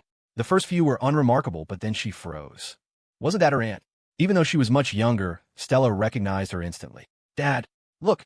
Stella practically jumped off the couch. "It's Aunt Emma." Lucas's expression didn't change. He didn't even bother to turn his head. "What's there to see? I was there." Even after all these years, the memory still gave him a headache. He was just supposed to be the driver for their precious VIP, but he'd ended up getting an earful from Emily right alongside his sister. His nonchalant reaction did nothing to dampen Stella's excitement.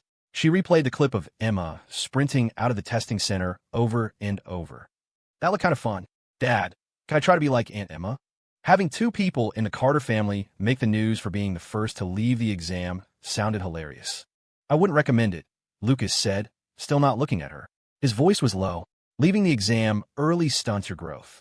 Stella was confused. "Why? How could leaving early?" "Because I'll break your legs." Stella thought for a moment. "Grandma will avenge me." Lucas let out a cold snort and gave her a harmless-looking smile. "And who do you think disciplined your aunt back then?" Stella fell silent. She put down her phone and stomped into the kitchen to tattle. "Mom, Dad said he's going to break my legs," she yelled, her voice full of grievance.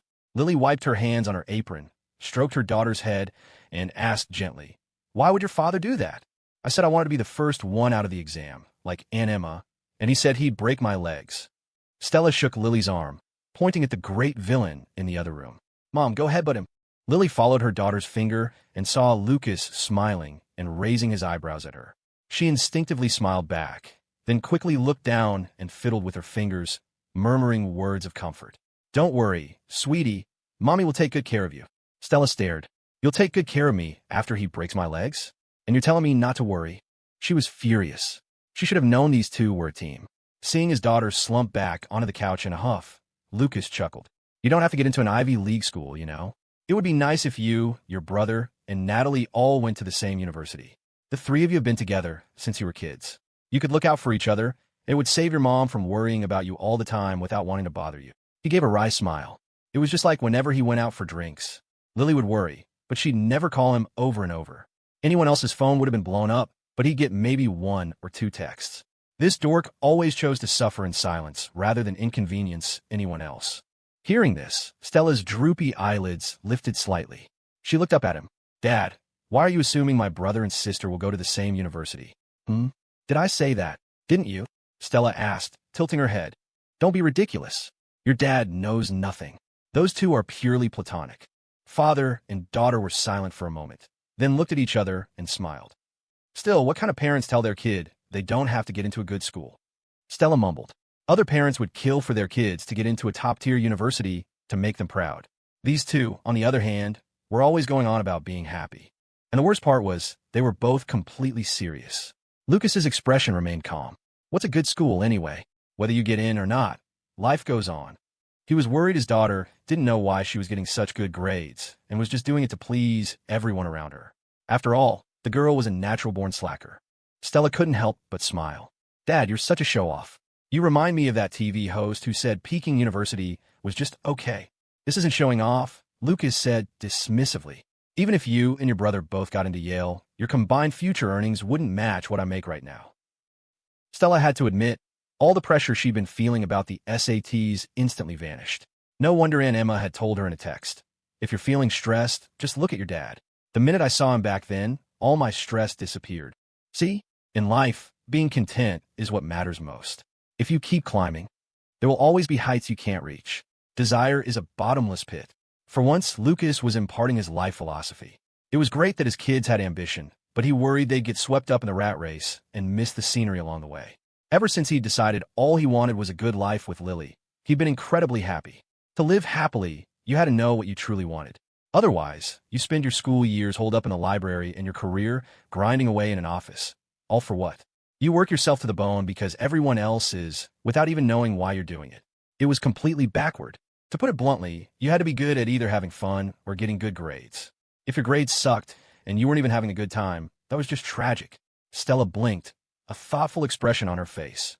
As the night deepened, Lily finally saw that both her kids were asleep. A weight lifted from her shoulders. She'd been worried that Caleb and Stella would be too stressed to sleep. Seeing Lily tiptoe back into the room, Lucas, who had been lying in bed the whole time, couldn't help but tease her. You worry endlessly. Don't you ever get tired? The kids weren't even that nervous, but this dork was acting like she was the one taking the exam. Not at all, Lily said, gently closing the door. She turned to him with a radiant smile. All I have to worry about is you guys. Why would she be tired when she felt so incredibly blessed? Lucas didn't respond, just stared up at the ceiling, a wave of nostalgia washing over him. It felt like just yesterday that he and Lily were taking Emma to her exams, but now that he thought about it, that was 20 years ago. They weren't even married then, just two kids fooling around in a tiny rental apartment. What are you thinking about? Lily asked playfully, hopping into bed next to him after putting on a face mask. Lucas let out a long, smiling sigh. Just that time flies. Lily misunderstood completely, thinking he was saying he didn't want to perform his husbandly duties. You don't have to be so sad about it, she comforted him gently. Our kids are old enough to be taking their own SATs. It's perfectly normal for you to feel tired and want to rest sometimes. What's that supposed to mean? Huh? I didn't mean anything. Lucas was thoroughly offended. He got up and locked the door. Lily never thought that after all these years, she'd once again find herself crying and begging for mercy. The next morning, before the two VIPs had even finished breakfast, the house was already as noisy as a marketplace. Quick, put these on.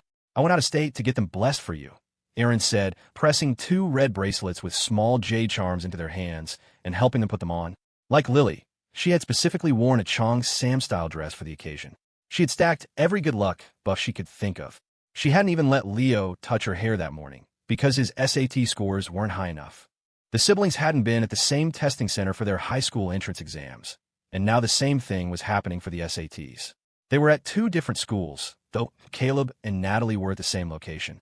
Lily didn't dare drive in this kind of traffic, so Aaron had volunteered to take Stella.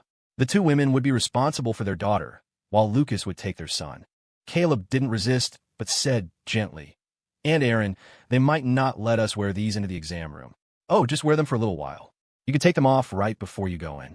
Aaron looked at the bracelets on their wrists with satisfaction. What if it works, right? Can't hurt to have a little faith. How much did these cost? Caleb asked. They looked expensive. Maybe 20 or 30,000, but that's not important. Lily nearly turned to stone. This was the same woman who used to believe those emails about Nigerian princes. Was her money really that easy to scam? Caleb and Stella, however, were unfazed. They were used to it. Their aunt had never had children of her own and had always doted on them like they were her own. They could feel her love, and that's why they'd always been so close.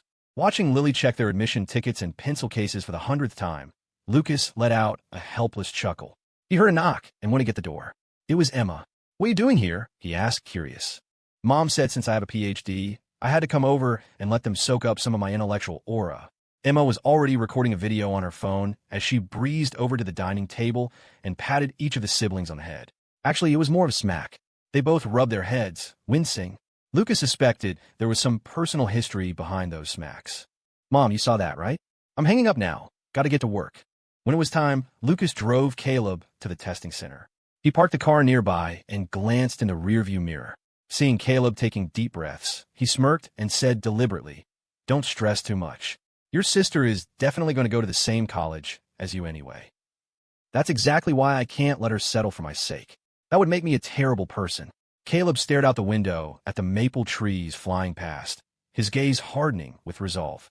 "She has a place she wants to go, and I want to go with her." "Good. Spoken like your mother's son," Lucas said with a sigh of admiration. "Huh, I say something that courageous, and I thought you'd say I was like you." Caleb blinked. Coming from his dad, that didn't sound much like a compliment. And here he was, thinking he sounded pretty cool. Lucas's grin widened. "No, you're more like your mom. After all, it only took one sentence for me to trick your little secret out of you." Caleb's expression froze. "Dad, did you really think you could hide it from me and your mom?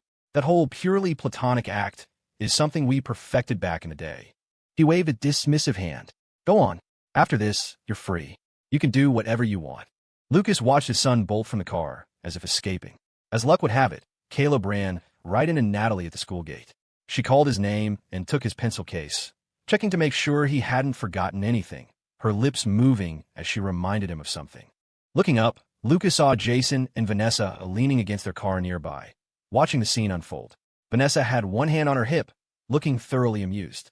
Jason's face was a thundercloud of grumbling disapproval. If Vanessa wasn't holding him back, he probably would have charged over. Lucas strolled over and said a cheerful hello. That only made Jason grumpier. Once that was settled, Lucas turned the car around and drove to Lily's location. He spotted Aaron's black Maybach and deliberately parked on the other side of the street, giving them a wave. A moment later, Lily's door opened, and she trotted happily over to his car, hopping in. Lucas smiled at her, then gave another cheeky wave to the car across the street. The Maybach's window slowly rolled down. Aaron, wearing sunglasses, gave him a deadpan middle finger. That's more like it, he thought. He loved the thrill of stealing another man's, or in this case, woman's woman. Lily glanced guiltily at her friend, then turned to Lucas. "I feel like Stella's treating this whole thing like a vacation." Caleb wasn't too nervous, was he? Not all. Nothing works on him like his big sister Natalie. The kid was practically vibrating with energy. Just then, Lucas saw a student being dropped off in a police car. It seemed like there were latecomers every year. Looking at the nervous young face, he sighed. "I hate seeing kids this age now. It just reminds me I'm getting old." "You're old? You're the one who made me cry," Lily mumbled, turning away. She was still holding a grudge about last night. She had to hand it to him. He was as clever as he was infuriating. Back when all their peers were staying up all night playing video games, Lucas was already drinking tea with goji berries and going for morning runs. He'd kept it up for 20 years. Now that she thought about it, it was probably also he'd still have the stamina to torment her today. As she mulled this over, Lily leaned her head against the window, her gaze becoming distant. How could this be her life? Lucas was delighted. He grinned at her. Lily lunged at him, ready to deliver a headbutt. The car rocked back and forth and across the street. Aaron's jaw nearly hit the pavement. She waited for the car to stop shaking before pulling out her phone. "Aaron, could you two keep it down? There are people here." "Lily, he's bullying me." "Aaron, damn it, that bastard. Can you please try to explain things properly? You're ruining my reputation." Lucas grumbled, rubbing his head as he snatched the phone. He quickly typed that the car had been shaking because Lily was hitting him. "Aaron, I believe you. Aaron, you really should have bought an SUV. They have more space." "To hell with you and your belief," Lucas muttered, tossing the phone aside. He was done. She was a grown woman and still had a mind like a gutter. Having kids early wasn't such a bad idea, Lucas said after a while. They'll be grown and gone, and we'll still have the energy to go out and have fun.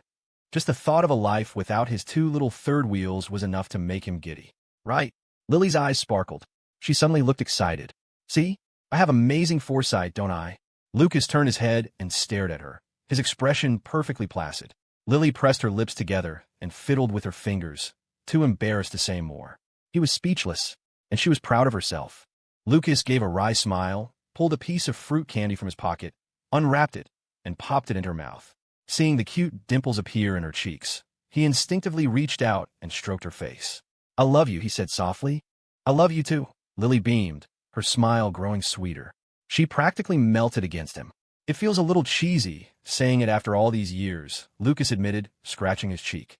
Now he was the one feeling embarrassed. He sighed deeply, a rare wave of melancholy washing over him. It was better when we were young. I like hearing that, Lily said, rubbing her cheek against his shoulder like a cat. I want you to bully me for the rest of our lives, and I want to hear you say you love me for the rest of our lives. She paused, and it's not necessarily better when we were young. Every day, I love you a little more than the day before. By the time we're old, I'll love you so much. So you don't have to worry about getting old at all. Lucas looked at Lily's earnest expression, and a smile tugged at his lips. This dork was always ridiculously cute when she got passionate about something. Just a silly goofball, but she sure knew how to make a guy feel better. After all these years, the first day of exams was still English and math. For most students, it was the fastest day of the three. English was the great equalizer. Whether you knew the answers or not, you could at least read the words and write something for the essay. There was always something to do. Math was even faster. For the students who knew what they were doing, there was never enough time. For those who didn't, they could just close their eyes, and when they opened them again, it was over. Anything in life could betray you, but math never would. If you didn't know it, you just didn't know it. At the end of the day, Stella abandoned her plan to be the first one out. She walked slowly to the family car, and seeing both her parents waiting, she dutifully opened the back door and slid in. Dad, what were you two talking about? Now that you and your brother are about to head off to college, your mom and I are worried you won't adjust well. Lucas said he was worried, but there wasn't a trace of concern on his face. In fact, he looked faintly pleased. He leaned over and whispered his grand plans for their future two-person world into Lily's ear. From the back seat, Stella quietly craned her neck and saw them scrolling through pictures of vacation spots. No wonder they had their heads pressed so close together. She took a deep breath. Dad, we haven't even finished the exams yet, and you two are already secretly planning your empty nester vacation. Is that appropriate? Don't be ridiculous. We were planning on taking you with us, Lucas said, lying smoothly in an attempt to pacify his precious cargo. But Stella didn't even look at him. Her gaze went straight to Lily in the passenger seat. Mom, is what Dad said true? Lily immediately looked flustered. She wanted to look away, but that would be a dead giveaway. She struggled for a moment before finally saying weakly, How would I not know? Usually, it's the kids who can't lie to their parents. Why is it that with you? Your own daughter uses you as a human lie detector. Lucas grumbled internally. When he turned back around, he was met with Stella's condemning stare. How can this dork be so useless? The 3 days of exams flew by as the couple planned their second honeymoon. On the afternoon of the third day, they picked up their daughter first again. After all, someone else was there to keep Caleb company. Aren't we picking up my brother? Stella asked, noticing her dad was driving straight home. Lily glanced at a message on her phone. Your brother went to a class party, and my sister. They went together, Lucas said, as if just realizing his son and daughter were in the same class. He looked at Stella in mock surprise. How come you didn't go? Did your classmates exclude you? Stella pursed her lips, her expression calm. They invited me. I don't want to go. So, technically I excluded them. Lucas, one hand on the steering wheel, couldn't help but grin. You know, they're actually pretty fun. You get together, make some noise, and say goodbye to your life as a student with no freedom. After this, everyone scatters to the winds. This might be the last time you see some of them. Although he hadn't kept in touch with his high school friends, he still remembered the night after his own finals, getting half drunk with his buddies and then pulling an all-nighter at an arcade. Whatever else happened, that night was without a doubt the most carefree and liberating day of his youth. Too young to know sorrow, they were filled with nothing but excitement for the future, regardless of how they'd done on the exams. Nah, too much trouble. Lucas and Lily exchanged a smile. Even grabbing dinner is too much trouble. It's too noisy when there are a lot of people. And a bunch of them use it as an excuse to confess their feelings. If I went, I'd have to spend time rejecting them, Stella said, her brow furrowed as she scratched her head. I'm not going. If Lucas didn't know his daughter's personality, he would have thought that was the most obnoxious humble brag he'd ever heard. Stella, you're a young woman now. If you see a nice boy, you could try getting to know him, Lily suggested quietly, smiling as she looked at her husband's profile. She, a total dork, had managed to find the best husband in the world. Stella was so much smarter. She didn't need to worry at all. And she wouldn't have to get bullied by her husband, either. If only she were as smart as her daughter. She dreamed of turning the tables, of being the one in charge for once, instead of only getting on top during their wrestling matches. Those guys are so immature. And none of them are half as good to you as Dad is, Stella muttered dismissively. One day, She was going to find someone who was both mischievous and gentle, someone who would trick her in new and creative ways every day, who would secretly rig a claw machine just to see her happy. And then, just like her mom, she would decide whether or not to play dumb. Although she admitted a lot of the time her mom was genuinely being dumb. Estimating that the two of them had probably met up by now, she quickly turned off her phone. Stella looked out the window at the towering skyscrapers, letting out an almost imperceptible sigh. Bro, if you can't seize an opportunity this good, you might as well just drop dead. Achoo! Caleb sneezed as he stood in front of the hotel, turning to see Natalie arriving at almost the same time. She was dressed casually in a white t-shirt and light blue denim shorts, revealing a pair of long, straight legs so fair they seemed to outshine the frost. His eyes were instinctively drawn to those dazzling legs before he guiltily looked away. When he looked up again, he saw her coolly gazing at him. He blushed, but also felt a pang of confusion. When he'd seen her that morning, his sister wasn't wearing this outfit. He was suddenly bewildered. In his memory, his sister had never participated in these so-called group activities. No one could ever convince her to come. Sis, it's just a bunch of people eating, drinking, and messing around. Why are you even here? He couldn't help but ask. If he had to choose, he'd much rather have a quiet dinner with a few close friends than a massive gathering like this. He hadn't even spoken to half these people. Natalie gave him a cold look. I was about to ask you the same thing. What are you doing here? Caleb scratched his cheek. Stella said you were coming, so I was a little worried. Natalie didn't even have a chance to ask what he was worried about before she instinctively mumbled. She told me you were coming too. So where's Stella? Caleb asked. They looked at each other, and the truth dawned on them. I'm going to kill her. Natalie rolled up her non-existent sleeves. She had just turned to leave when she ran into a girl she was friendly with. The short-haired girl with glasses paused, surprised. You just got here. Why are you leaving already? Natalie forced a polite smile. Something came up. I'll have to skip today, but I'll treat you guys next time. What could be so important? Natalie's smile vanished, her expression turning icy. Stella broke her leg. I have to go check on her. As soon as the words were out, she realized Caleb had already been dragged inside by a few guys from their class. She gritted her teeth and followed. Didn't you say Stella broke her leg? It's not broken yet, Natalie said, hurrying forward. She suddenly turned back. But it will be when I get home. The short-haired girl's confused expression slowly morphed into a grin. She followed with quick little steps, whispering conspiratorially. We're at this point now. Can you just tell me the truth? Do you have a crush on Caleb? You've asked me that hundreds of times. Why are you so nosy? This isn't being nosy. If you don't like him, I'm going to confess to him. You are not allowed to compete with me. Natalie suddenly stopped and yelled. She was furious. How could so many people be trying to steal the little brother she'd raised since he was a baby? The short-haired girl stared for a second. Then a knowing, maternal smile spread across her face, as if she was shipping them so hard. Stella really is a genius, she thought. Her plan worked perfectly. Natalie glared at her, flustered and annoyed, then pushed through the door and ignored her. Parties with friends were one thing, but once the crowd got too big, it just evolved into meaningless toasts and small talk. Half drunk, and seeing it was getting late, Caleb used the "my sister broke her leg" excuse to leave. If his big sister got drunk, forget about what Uncle Jason would do to him. Lucas would be the first one to have his hide. He might even get a rocket-powered headbutt from his mom. He'd always thought of his mom as a Squirtle. Where's my sister? He asked when he got to the girls' table. She just got called outside, the short-haired girl, Chloe, said, pointing toward the window. Just a minute ago. Before she could finish, Caleb had already sprinted out the door. On a sidewalk next to the hotel, night had fallen, and a gentle evening breeze did little to dispel the day's lingering heat. It rustled the leaves of the maple trees lining the road, creating a soft, whispering sound. The incessant chirping of cicadas was loud and annoying. But Natalie's mood was cheerful. She walked with a light step, her hands behind her back, the fingertips of her right hand tapping the air, as if playing a piano while she hummed a little tune. When she saw the face of the man holding flowers in front of her, her expression grew cold. She bit her lip, a flicker of disappointment in her eyes. It wasn't the person she'd been hoping for. The excitement she had felt just moments ago turned to sadness. When is that silly little brother ever going to figure it out?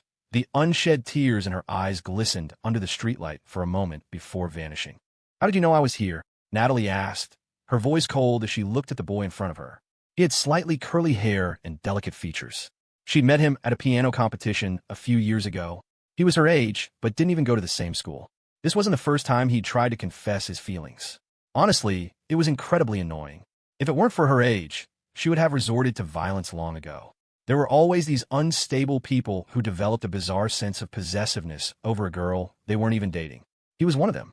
I asked around, the boy Mark said, holding the flowers out to her again. We've both graduated now. You can finally accept, right? My reason for rejecting you was never about not being graduated, was it? Natalie tilted her head. I told you before, I like someone else. But I've liked you for 3 years. And I've liked him for many more, Natalie said, a barely perceptible smile touching her lips. Much longer than you can imagine. She wasn't in the mood to talk. She turned to leave, but he blocked her path again, his tall, thin frame casting a shadow over her, obscuring the streetlight. You say that every time. Where is he? Mark's voice grew urgent. You've never even told me his name. Move, Natalie said, sidestepping him. He moved to block her again. I didn't say you could go. If you don't move, this will count as self-defense, she warned one last time, her face still a cold mask as she tried to walk past him. She had never missed being a minor as much as she did right now. Wait, the boy said, reaching out to grab her. But before his hand could touch her arm, it was slapped away with a sharp crack. Natalie froze, because she wasn't the one who had hit him. By the time she realized what had happened, Caleb was standing in front of her, his expression unreadable. Her silly little brother was now half a head taller than she was. Natalie stared at Caleb, her eyes gradually brightening. Who are you? Mark sputtered, his expression turning vicious. Ignoring him, Caleb silently took Natalie's hand. He turned to her with a smile and said, I made up a random lie to get out of there. Let's sneak home. Natalie, still in a daze, nodded obediently. Seeing Natalie, who had been so icy just moments before, now as docile as a little rabbit, Mark looked like he was about to grind his teeth to dust. Hey, I'm asking you who the hell you are. They had only taken a few steps when his angry shout followed them. Natalie was about to turn back and fight, but Caleb held her back with surprising strength. He turned around and looked at the other boy with a hint of resignation. I practically saved your life, dude. Why are you like this? He thought. This was supposed to be my cool moment, and you're ruining the atmosphere. Caleb held up their intertwined hands. As you can see, he said calmly, is this really your taste? Mark pointed at him angrily. A nobody who has nothing. Caleb sized up the boy who looked to be his own age, his expression growing more perplexed. He tilted his head. What is a guy who just graduated high school supposed to have? We haven't even started working yet. Mark wordlessly pulled out a car key and pressed a button. A white Porsche 718 parked nearby, chirped in response. But I have everything. If you'd bought that yourself, I might have been impressed, Caleb said quietly. Then he added, just loud enough for the other boy to hear, relying on daddy's money is nothing to be proud of. And if we're really going there, you definitely can't compete with my dad. With that, he turned and led Natalie away without a backward glance.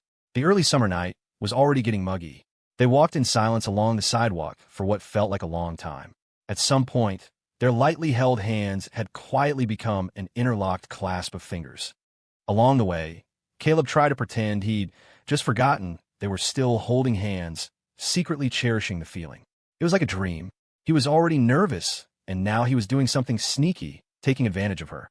His heart pounded in his ears, a dull thud that drowned out all other sounds. Thank you, Natalie said. Isn't it a little brother's job to help his big sister? Caleb replied casually. As his guilty eyes darted around, he suddenly heard a soft, alluring voice in his ear. Are my hands soft?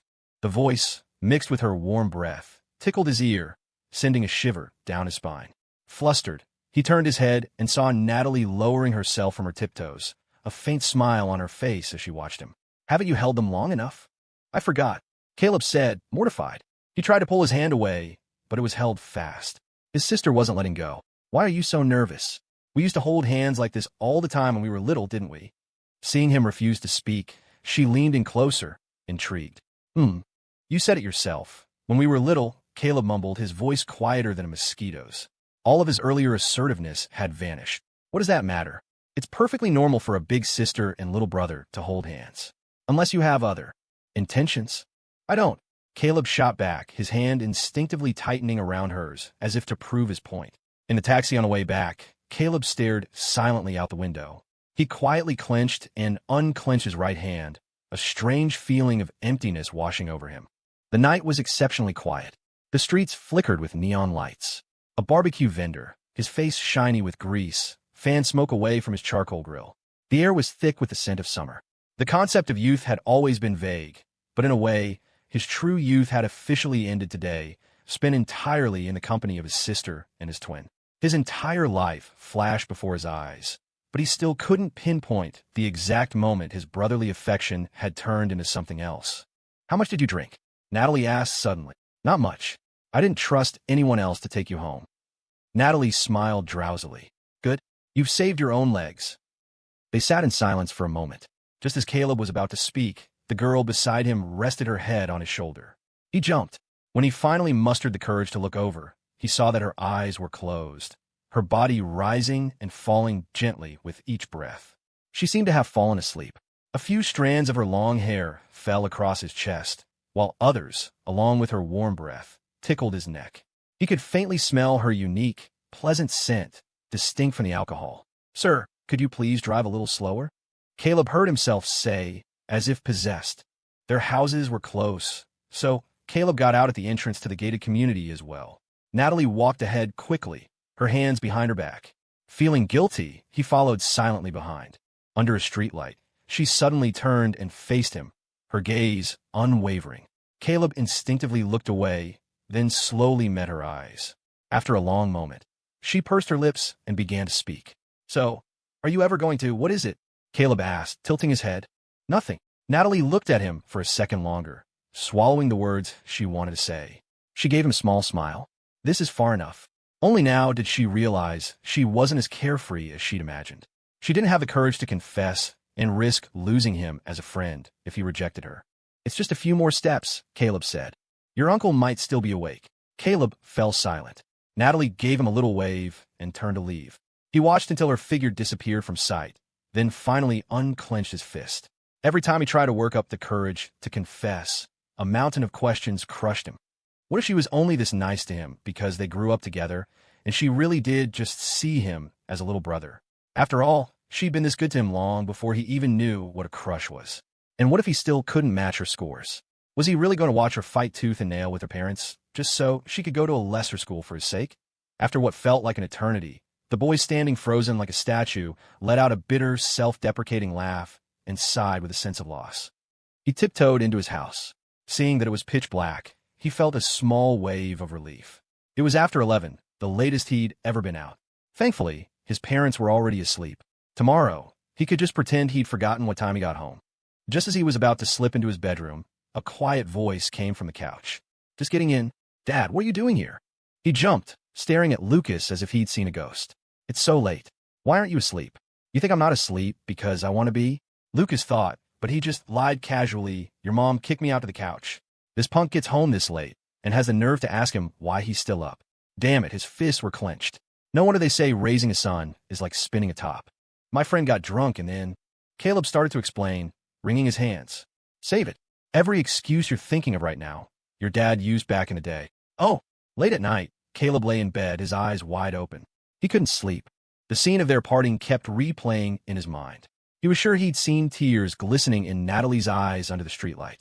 He had planned to wait until the acceptance letters came out to confess, but he didn't want to wait anymore. What if she really was waiting for him? Before he knew it, he was standing at Natalie's front door, still in his pajamas. Caleb stared at the closed door. After a moment's hesitation, he finally found the courage to ring the bell. Vanessa opened it. Although she didn't look quite as ageless as Lily, she still possessed a cool, capable aura. Natalie had clearly inherited her features. "Aunt Vanessa, is my sister asleep?" he asked nervously. The words were barely out of his mouth before he froze, realizing he must have had too much to drink. Rushing over to someone's house in the middle of the night to confess his feelings. He looked at Vanessa with a pang of guilt. How was this any different from sneaking over to steal their prize-winning cabbage? Vanessa gave him a puzzled look. "Weren't you two at dinner together?" "She hasn't come home yet." Seeing Caleb standing there, stunned, she asked, "You two weren't together?" Caleb didn't answer.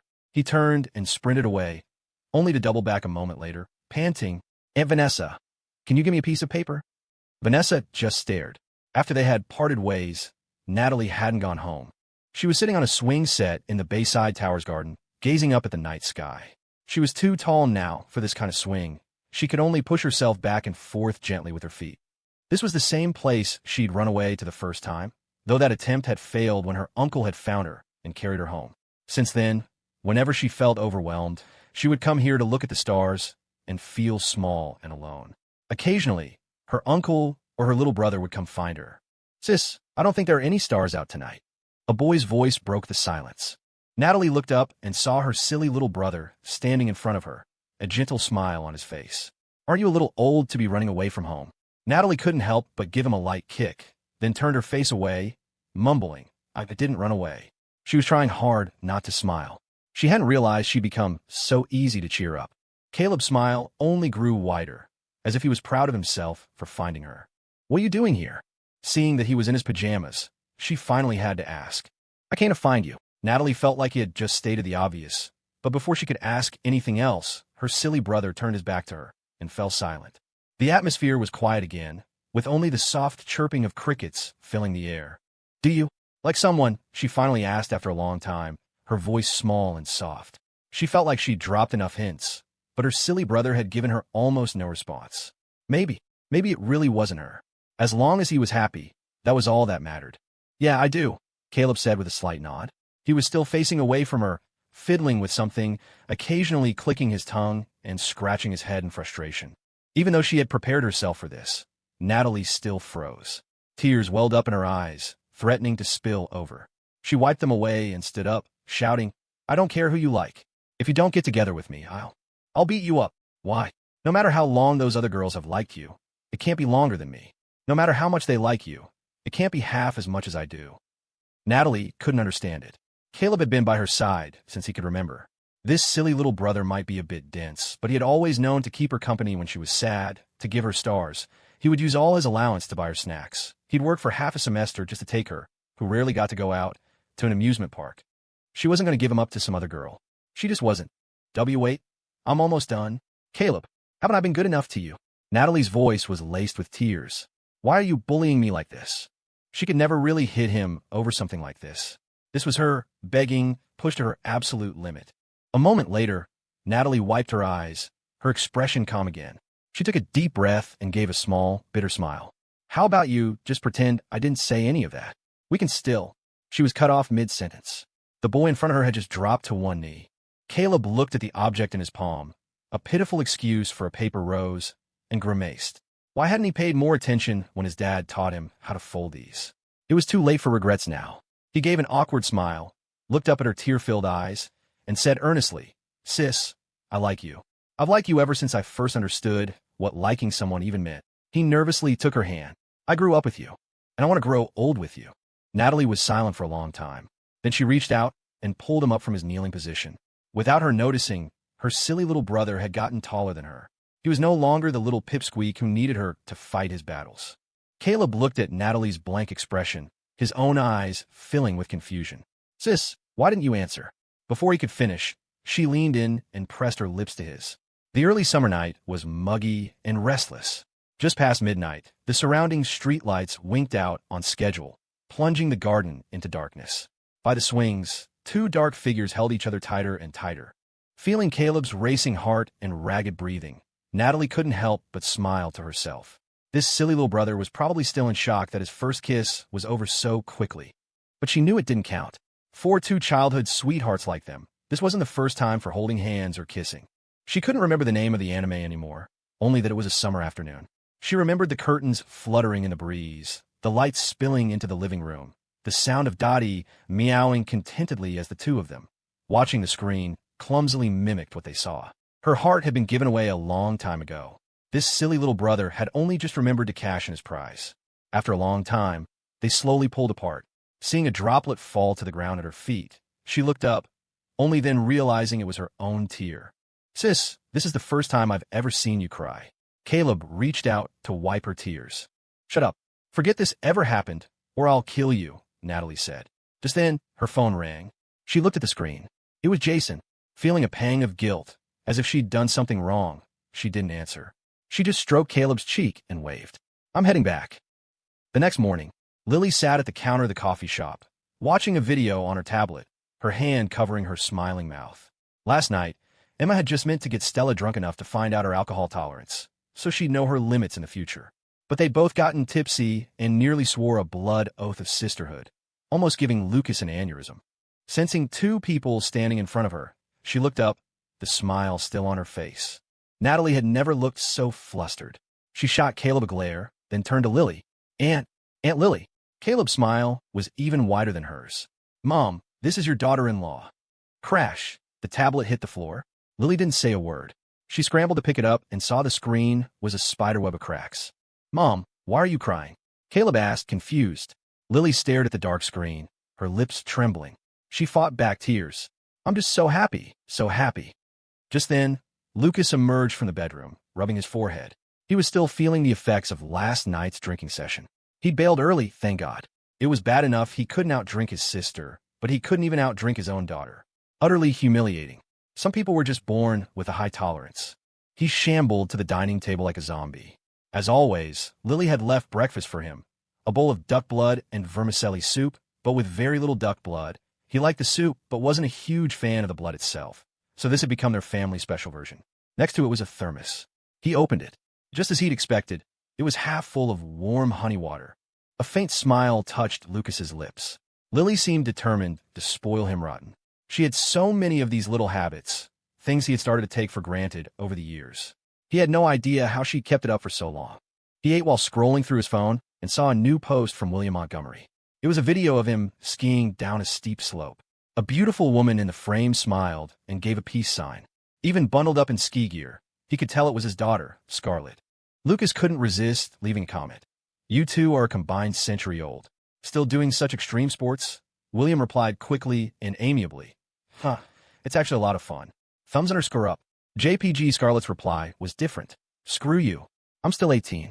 Lucas put down his phone and grinned. It really had nothing to do with age and everything to do with mindset.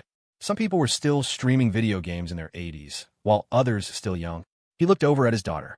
Stella was in a light blue pajama set covered in little white dogs, lying sideways on the couch. One arm and one leg dangled lifelessly off the edge. An ancient episode of Mr.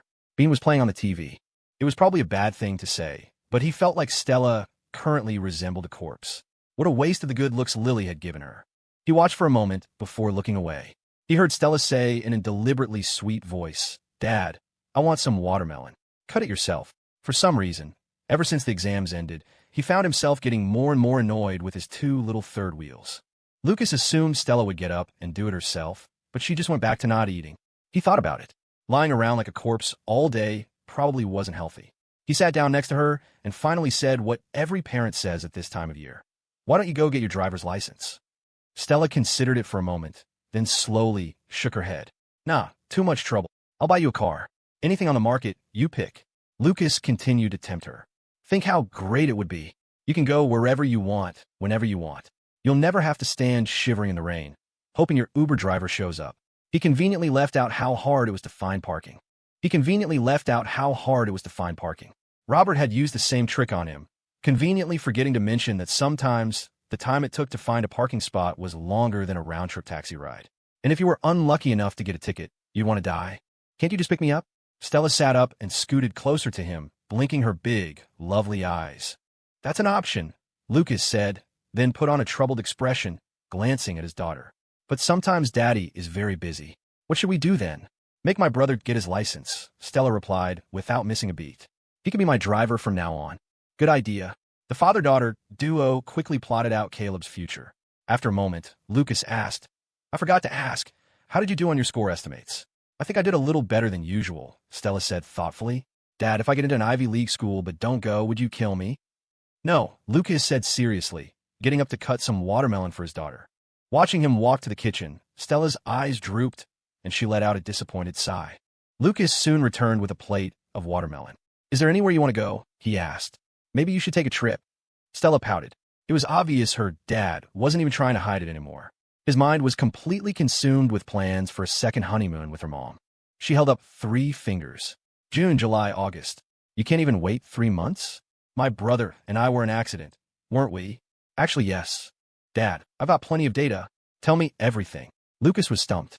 He couldn't possibly tell her the truth. It would tarnish his image as a wise and dignified father. Just as he was trying to come up with a lie, the door opened, and Caleb walked in, holding Natalie's hand. He stood proudly before them. Uncle Lucas. Natalie's voice was barely a whisper. She kept her head down, too embarrassed to even speak. Lucas was floored.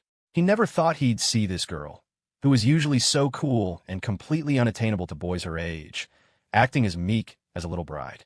Fortunately, he had years of practice maintaining a deadpan expression. He managed to suppress the urge to shout, "That's my boy." Stella, who had a better poker face than he did, also remained perfectly calm. The moment she realized that neither of them had called or texted to chew her out since she turned off her phone yesterday, she had suspected this would happen. This really annoyed Caleb. The shocked reaction he'd gotten from Lily was what he'd been hoping for. What was wrong with these two? The more he thought about it, the more dissatisfied he became. He deliberately swung their interlocked hands. Lucas just snorted internally. This foolish son of mine has no idea what he's in for, he thought. The minute he and his girlfriend have a fight, he'll realize. He's got a father-in-law who's an extreme daughter sympathizer, a mother-in-law who used to knock people out with a roundhouse kick, and a father who, for the sake of his long-standing friendship, will have to discipline him personally. Regardless, it was still a cause for celebration that the two of them had finally gotten together. But seeing Caleb's smug face right now just irritated him. "That's your sister. How could you?" Lucas asked, raising an eyebrow. "She's not my real sister," Caleb mumbled guiltily. He'd actually tried calling her Natalie after they made it official, but he'd been calling her sis since he could walk and talk. The habit was hard to break. Stella snorted. "Dad, break his legs and send him to Germany." Caleb suddenly realized that showing off in front of these two schemers had been a huge mistake. Mom was so much better. Not only had she cried with excitement, she'd even secretly given him a bunch of money for dates. A little while later, the three kids were crammed in a bedroom, playing a popular mobile game. Lucas was lying on the couch, bored out of his mind. He was about to ask what Lily was up to when he had a flash of inspiration. He sent a $200 Venmo request to Jason. "Lucas, for your good fortune and prosperity." Jason accepted it quickly, and a message immediately followed. "What's wrong with you?" This is what they mean by biting the hand that feeds you. But Lucas wasn't angry at all. "I'm in a good mood today. I'll buy you a drink some other time." "Jason, what's got you so happy?" "Lucas, huh? My son got a girlfriend." The other end went silent. Lucas watched as Jaybird appeared and disappeared from the typing indicator several times. He deliberately sent another message. "This girl is so sweet. She just kept her head down and didn't say a word. Just like a new little bride." Finally, Jason's message came through. "Holy yes. It's not my daughter, is it? I knew your son was a little bastard. Your daughter's been calling me uncle since she could talk. You think she'd be too nervous to speak in front of me?" Lucas typed, lying without batting an eye. "Jason, that punk. Then what about my daughter? He's just going to lead her on and ditch her?" Lucas chuckled, nearly falling off the couch. "So, my son going after your daughter is bad, but him not going after her is also bad? Make up your mind. Lucas, you were worried every day that he was going to steal your daughter. Now you can finally relax." Seeing that the other end had gone completely silent this time, Lucas stretched triumphantly, a wicked grin spreading across his face. First, lower the guy's expectations. Make him go from being wary of Caleb to being terrified his daughter will bring home some burnout with a souped-up Civic. Then, by the time Jason finds out the truth, Caleb's legs should be safe from being broken. Sigh. The sacrifices he made for his family were immense. Lucas had woken up late, and it was soon lunchtime. He heard the front door open, and his boredom instantly vanished. Lily walked in with a cool, composed expression, looking every bit the mature, steady woman she was. But the moment she saw him, it was like a switch flipped. Her moist, sparkling lips began to tremble, and tears welled up in her eyes. This dork would probably be a grandmother in a few years, and she still looked like a kicked puppy whenever she was upset. "What's wrong?" Lucas pulled her down to sit beside him. "Who bullied you?" Lily pulled the tablet with the shattered screen from her bag, sniffling pitifully. "My tablet broke." After hearing the full story, Lucas fought back a smile and waved his hand. "We'll buy a new one. Can't it be fixed?" Lily bit her lip, trying to salvage it. "A new screen will cost you at least a few $100s. This old thing probably isn't even worth that much anymore," Lucas said, exasperated. This dork was unbelievable. They'd bought this tablet when the kids were in middle school. Now, the battery life was dropping faster than a lead balloon. You basically had to keep it plugged in to use it, but she stubbornly refused to replace it. This was the perfect excuse. "But, you gave this to me," Lily said, her voice soft but firm. While she was sentimental about everything, she was especially precious with things Lucas had given her. Even the paper flowers he'd folded for her were all carefully stored in a box. She had never thrown a single one away. Lucas gently pinched her cheek and smiled. "What does it matter? The next one will be for me, too." As they were talking, the door to Caleb's room opened, and the culprit himself emerged, carrying 3 glasses of water. "Dad, Were you bullying Mom again? Caleb asked, seeing Lily's red-rimmed eyes. Don't be ridiculous. Am I that kind of purr? Lucas stopped himself. Anyway, it wasn't me this time. He gestured to the tablet on the coffee table with a smirk. Caleb saw the cracked screen and immediately understood. He hurried over. Mom, I'm sorry. I'll give you all my allowance. You can use it to buy a new one. Even though it would wipe out his entire life savings, he had made his mom cry. He had to make it right. No, you don't have to, Lily said, wiping her eyes with the back of her hand. You should spend it on yourself. You'll need money to take your girlfriend out for dinner and movies. Just as Caleb was still feeling guilty, Lily leaned her head on Lucas's shoulder and smiled faintly. Caleb blinked. A second ago, his mom looked like she was about to burst into tears. Mom, what are you smiling about? I'm happy. You're willing to spend your allowance to buy Mommy such an expensive gift. It was your money to begin with. I'm still happy, Lily said, her smile as sweet as ever. Lucas brushed a stray strand of hair from her face back behind her ear and snorted. You will never meet another girl who's as easy to please as your mother. For most people, that was probably true. Natalie was convinced to stay for lunch. As soon as she finished helping with the dishes, she dragged Caleb out of the house. They walked together under the shade of the trees. Even though the sun couldn't reach them, she felt her cheeks burning. Where are we going? Caleb asked. The thought that this was his and his sister's, no, his girlfriend's, first date made him incredibly excited. To my house, Natalie said, pulling him along. To tell my parents we're dating. Sis, maybe we should. Forget it for now, Caleb faltered. He had a feeling his uncle would do more than just dislocate his leg. Natalie grew more annoyed by the second. She turned and got right in his face, pinching his cheek. You're scared now? Who was it that insisted on dragging me in front of your parents to show off? To make this silly brother happy. She'd been mortified all morning. She'd been going to their house since she was a toddler. But during lunch, she'd been so nervous she was practically digging a hole in the floor with her toes. Caleb had no comeback. He was filled with regret. They were so close he could feel her warm breath on his face. He instinctively turned his head away. Natalie's lips curved into a smile. She deliberately leaned in closer. We already kissed last night. You're getting shy now over this. Seeing Caleb remain silent, she added, You're nothing like you were then. If I hadn't held you down, your hands would have. She trailed off, raising her hand in front of his face and making a grasping motion. Caleb wished the ground would swallow him whole. Don't say it. I'll go with you, he interrupted. He had no idea what had possessed him at that moment. It was like his hands had a mind of their own. He spent the entire walk preparing himself to be beaten up by Jason the moment he stepped inside. When he came to his senses, he was already in Natalie's house. The good news, he hadn't been beaten up on entry. The bad news, his future father-in-law and mother-in-law were both there. They were sitting together on the couch. Vanessa was in a business suit and had been on the phone when they walked in, looking like she'd just gotten back from work. Jason was lying next to her, staring blankly at the ceiling. His expression was a strange mix of joy and sorrow. Caleb swallowed hard, too nervous to speak. This kid got a girlfriend behind your back, Jason exclaimed when he saw them come in together. His earlier fear of some burnout kid was forgotten, replaced by a smug, gloating expression. Whatever happened later, he was going to enjoy this moment. After being tormented by Lucas for so many years, it was finally his turn to strike back. I can't handle you, but I can sure as hell handle your son. Natalie and Caleb both froze. After a long silence, Natalie glanced shyly at the boy beside her and said, blushing, Dad, I'm the girlfriend he found. Haha, it's fine, sweetie. It's good to just stay brother and sister. Jason's smug laughter died in his throat, his smile freezing on his face. What did you say? In that moment, the last of Jason's hopes died. Natalie was too embarrassed to say anything more, leaving her father to question reality. The living room was silent for what felt like an eternity. She knew she had to speak up, forget what her parents were thinking. Her silly brother must be incredibly awkward right now. She was the big sister. It was her job to step up and protect him. Dad, she began, but her right hand was suddenly squeezed tight. She started, then felt Caleb's fingers invade hers, sliding one by one between her own.